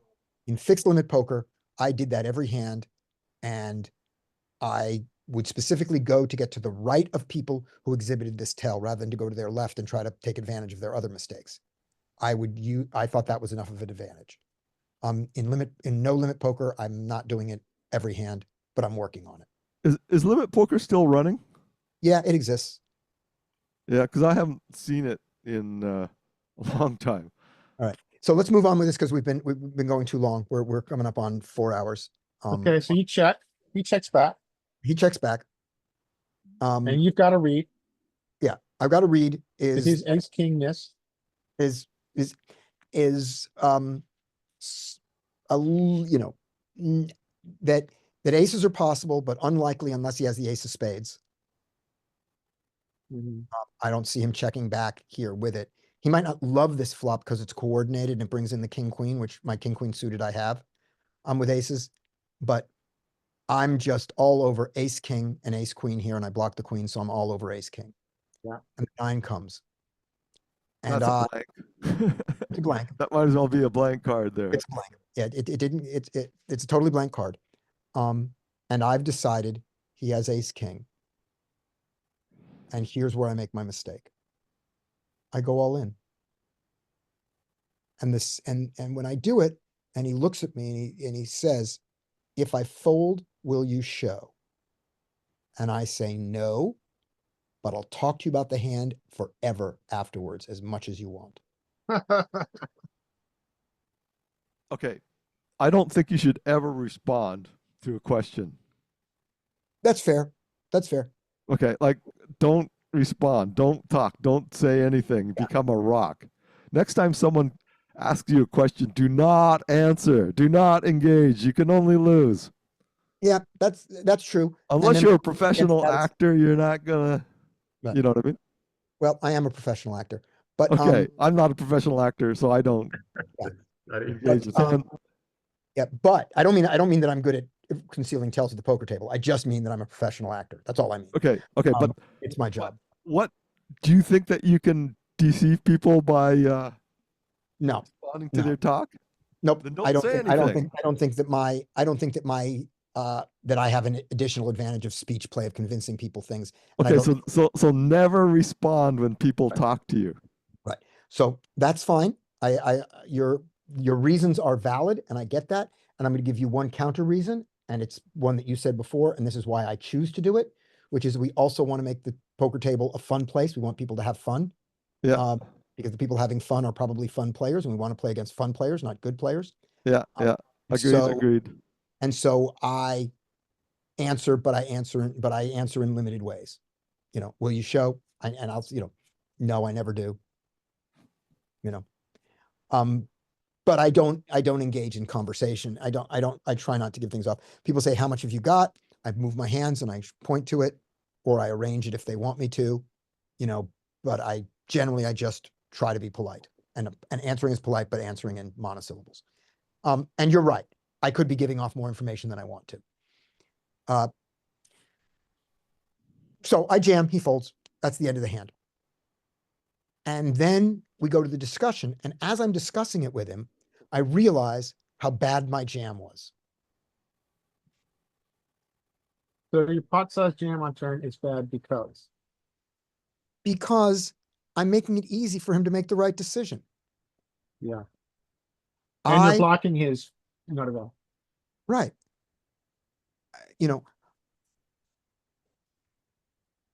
That's the problem, is that I've made it easy for him to make the right decision, because after the hand, he doesn't say he has ace king. He never says what his hand is, and I never say what my hand is. And I say, when we talk, it's like, you have a lot of ace king there, right? We both know that. You have a lot of ace king there. And he laughs. It's like, yeah, right. And so should he fold his ace king? I go, yeah, well, let's look at all my hands that I have. And we kind of list them and talk about them. And when I get to the queens, why he should be folding his hand against queens, because his king is not good against queens. Only his ace is good. He only has 3 outs against my queens when I have queens. So he needs to fold ace king. As I say this in the conversation, I go, why did I jam queens? And if I know this is the thing. That's my theme of this whole day. If I know that he should be folding ace king here. And that's the thing. Why am I not making a better decision? Well, okay, so one argument is that it's very hard to, I mean, it gets easier, but it's very hard to think clearly in a high pressure four bet, cold four bet pot. Right. It is a learned skill lot. And you can see Agreed. people freak out in three bet and four bet pots where they jam all the time when they shouldn't be jamming. The adrenaline goes and people make more poor decisions. I think getting to the place where you are thinking strategically, like you just did, like a king is going to get you paid, is it's easy to think about in retrospect, but I think it's a learned skill to get there and think with full clarity in the heat of the moment, So especially how do we live. learn, so how do we learn that skill? What can we all do to get better to play as well at the table as we talk in our sessions? That's go- an excellent question. So, and I don't know the answer. I don't, but I think it makes sense for us to think about it and brainstorm about it, because I'd That like is to a know. that 'Cause is that's a very problem valid. for me too. I mean, I remember a couple weeks or last week I showed you the ace king hand where I should have probably been staking, potentially stacking people. But Yeah. because in retrospect, I realized their magnitude's too wide and they're calling way too many ace X, and I got ace king or ace high board. Mhm. It's the same situation. In retrospect, clearly I should be winning all the money. Yeah. But in the heat of the moment, when half our stacks are in free, it's not as easy. Yeah. I don't know. I don't have an easy answer. Okay. So here's my first thought. Can I Oh, Eric, you were going to say, attempt to answer this? yeah, go. So I'm thinking the brain does funny things. Like it might be thinking, I'm afraid he has kings here. So you think if I shove all in, then I don't have to make the horrible decision when he shoves it, when Yep. he pots it. That's definitely part of it. You know what I mean? So like the brain is thinking, I want to protect myself from feeling awful when he puts me to a tough decision of potting it here. Good. That's a You good know what one. I mean? So the brain says, well, if I shove all in, then I don't have to worry about him potting it. This, Yes. probably this is also sometimes driven by the fact we don't want to see the yellow card come. And maybe in game, you're not thinking about how valuable a king is going to be. Yeah. But what do So, you, go ahead, oh, what do go you on. think? So, the thing Derek points out, I think is really valuable. And we talked about this in another situation that we've gotten, I hope we've all gotten better at, which is block betting the river to prevent him from bluffing. There are reasons to block bet the river, but to keep him from bluffing is not a good one. Playing well against his bluffs is the better choice. Agree. We bet here because I'm uncomfortable with what would happen next. Okay. Is what happens next good or bad for you? Not uncomfortable for you, but good or bad for you monetarily. If you decide that it's good for you monetarily, but uncomfortable, we say you have to get comfortable being uncomfortable. That we've used that phrase here, which is a Flip Rodriguez phrase. Can I just add something real quick? Yeah. So Jonathan Jaffe's done with poker coaching, but the last thing he said in his last session is, gentlemen, you need to get to the place where you can feel uncomfortable. Yep. And then he said, thank you. You didn't even say goodbye, just thanks. Talk to you next time. Bye. And that was his last session. Okay, yeah, that's really good. We need to be comfortable being uncomfortable, or another way to put it is, we didn't come to play this game to be comfortable. This is not a Agreed. comfortable. Agreed. That's well put. Right. So when you're feeling it in the moment, maybe that mantra when you're about to make the bet, going, wait a minute, am I doing this because I'm uncomfortable, or I'm doing it because it's a good play? One of the things maybe that will help us do that, the thing that you brought up, Larry, was the adrenaline. Which is there's a counter to adrenaline in a lot of in sports and stuff, which is just the deep breath. Yeah, that's a really good one. Stop, deep breath. Maybe even close your eyes for just a second. Breathe out, and then go, what's the situation? And if I'd done that with the aces, I certainly would have gotten it right. I don't know if I would have gotten this right, but the aces, if I just realized that this was because I was totally comfortable. I wasn't uncomfortable. I was on happy tilt with my aces. I got what I wanted. But I didn't incorporate all the information. And maybe if I had taken them out then, I go, okay, what's the real situation here? Oh, pot is much bigger than I thought. Do it. So here, if I went through it, said, okay, I think he's got ace king here. If I jam, he's got a fold ace king. What's good happens when I jam? I win this pot and I risk nothing. What's going on with ace king? He's only got 3 outs. I'm good enough to know that when someone has 3 outs, you don't want them to make, you don't want to check to somebody with 3 outs and give them the pot. Because he's not, I don't believe he's bluffing. When he checked back the flop, he's going to check back the turn here. Yeah. I think, especially on this, like that. So I didn't expect the bluff. I just should have charged him for his ace. What's pull back one? What size do you want? An insulting size. And this is the size. So let's insult him properly. Which is check, check. Okay. 200 bucks. Here's the 9. He's got 300 left. He has got 3 outs. He is 6% to make his hand. I have got to give, so I have, plus he's got 2 more. And the 2 queens are dead to him. He can't make a straight. This 9 is really good for me. It just killed 2 of his outs. Yeah. Okay. So he has 3 outs, 6%. I cannot bet less than 10% of the pot. So we just start with that. Pot's 608. I'm not betting $60 into this pot. But as I look at it now, what is he going to feel compelled to call with his ace king? 25, 25 big blinds. Do you say 200? $200. Yeah, that's right. $200. 200 to 150 to $200. Just put it out there. Yep. And if he gets his ace, you say nice hand, right? Yeah. Yeah, I like that. You're right. Put out a stack of, but I didn't say all in, by the way. I put out a stack of $600 and looked at him when this is over now, right? We both agree? And we both agree that I get to take this pot now, right? Yep. And we did. So, all right, So, okay, $200 is better. Do $200. you think, I know we want to finish, do you think that the pot size bet was driven more by fear?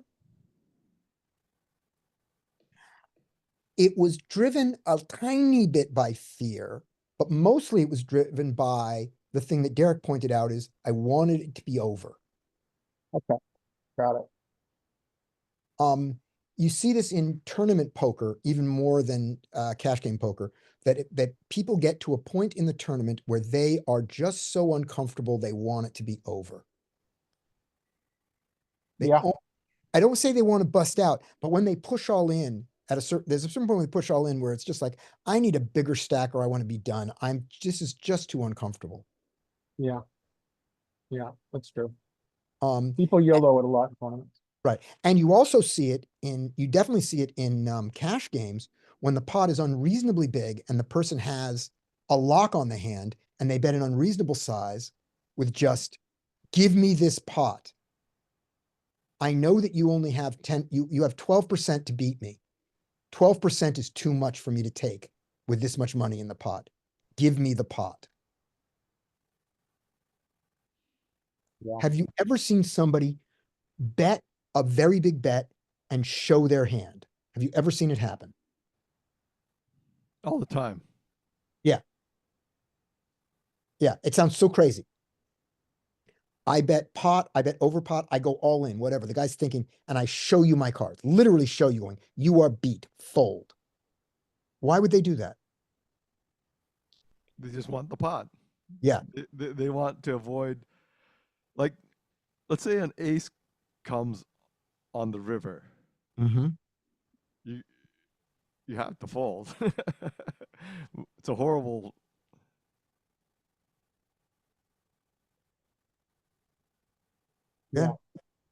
right? Yeah.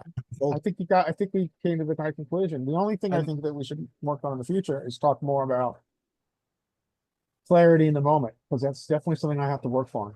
Like, Yeah. we really want the kind of clarity we get here. But dense down, I mean, that's, that's, I think, the part of the special sauce of playing live poker.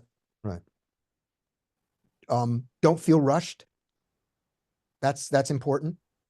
Yeah, that's a problem for me because, Yeah, because you talked about that. You talked about before that you were feeling rushed in your own head. yeah, because people have been vocalizing when I take too long. Yeah. I really don't.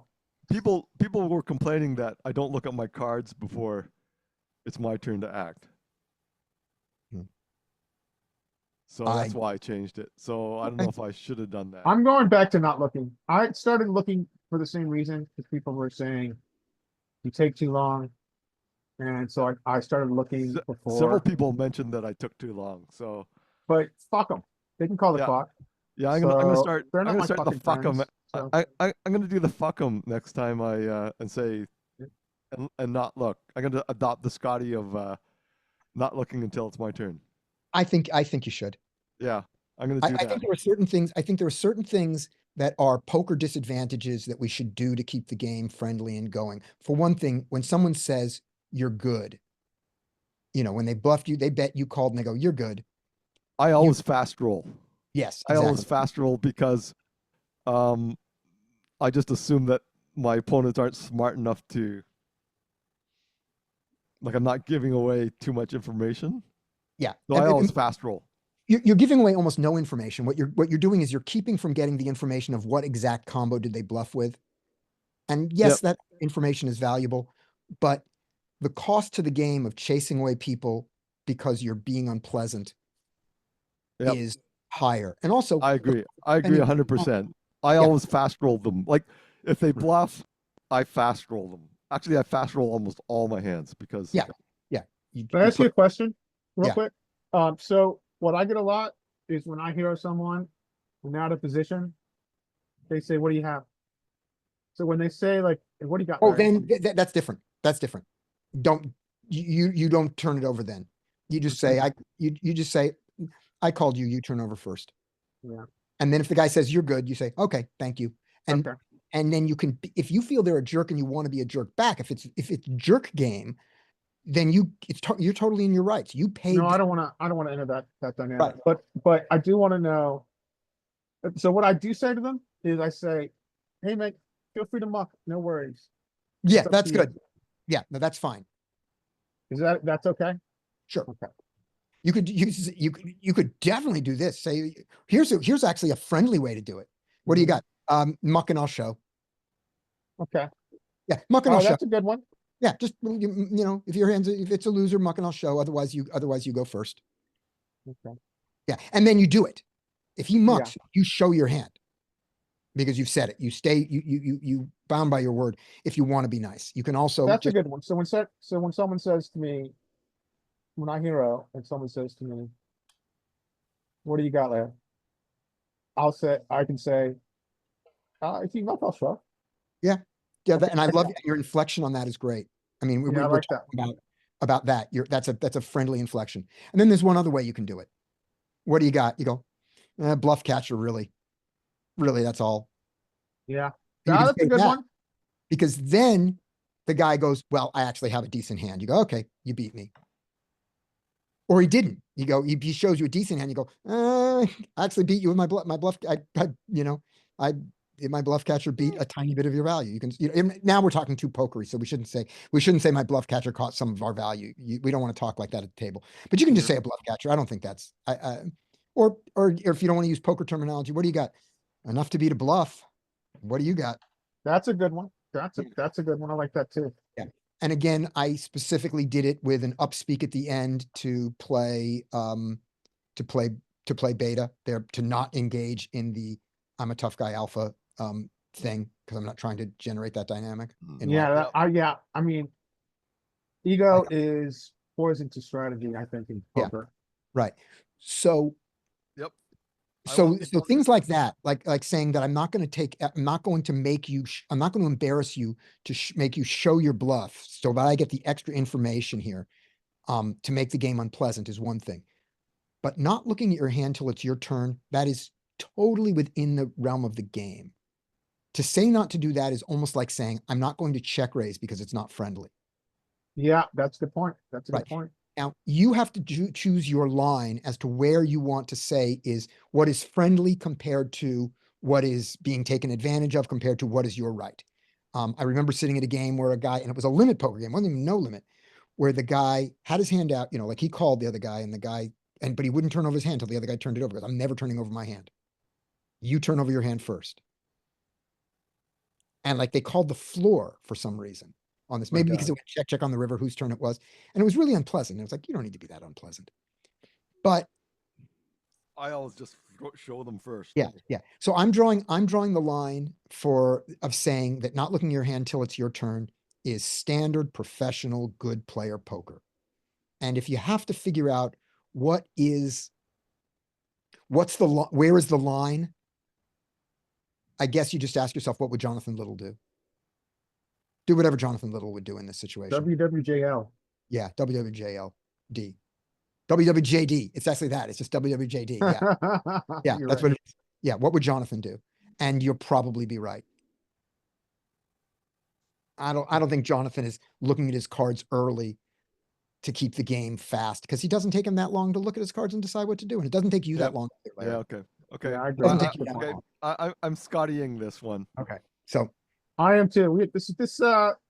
I know we went long today, but I will say this last half an hour has been really informative, so I appreciate it. okay. Good. I have a question. Yes. And then we're done. The last question, because Okay. So someone here is- I go to this high rate game. Mhm. Okay. They take $4 on the flop. Yep. That's And not high rate. $2 for bad beat jackpot plus That's a low rate. Go on. $1 tip, and it's only 1-2. Okay. Yeah. Still a low rate compared to California. So I start betting $17 pre-flop. That's not your best choice, I believe. No, but people are calling. Well, then it's It's different. garbage, right? Okay. In that case, then it is your best choice. You Right, should like, you so- should tighten up ridiculously and bet 17 on every flop. That's a So I'm playing this like ultra ridiculous Fold ace jack. $17 pre-flop, right? And Yeah. 1-2. Yep. So Because here's I what you, can't. If I make it like 5, then No. there's like $5 taken out of the so, pot, right? And like so, there's no. I can't make it 5. I can't make so it here's my 10. advice. Here's my I can't- advice. What? I said, here's my advice in that game. Change from 17 to 20 and fold ace jack offsuit in all positions. Oh well, why would you even play ace jack? Right. Exactly. If you Well, can get someone to ace play- queen is suspect in that in Yeah. this game. Yeah, if you can get someone to fold, exactly. Okay, so that's the answer. You play a completely different strategy than that is on the GTO charts, and you play almost no hands, and you just better hand the hell out of them, and you put in your $2 and your $1, every round as they come, and you don't even notice it. You're playing in a game with no antes, with no Yeah. with blinds. That's Yeah, what you're yeah. So like these, like I might play this game where the it's there's even a worse game that's $15 rake, Mhm. and so like it's although you can buy in for 200 big blinds, Mhm.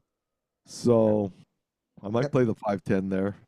So yeah, so that's my advice, and I want to clarify one thing. When I said fold ace jack off in all positions, I was exaggerating. I was simplifying a thought process. You should still raise ace jack off on the button in this Yep. game.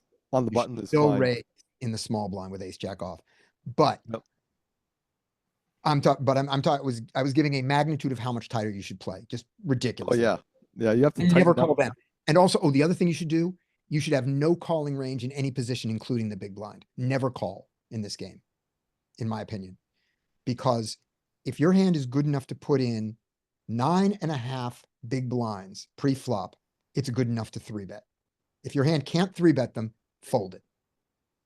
Every position, even the big blind. That's my opinion in a game where people are raising to $17, where people are raising to 9.5 big blinds pre-flop.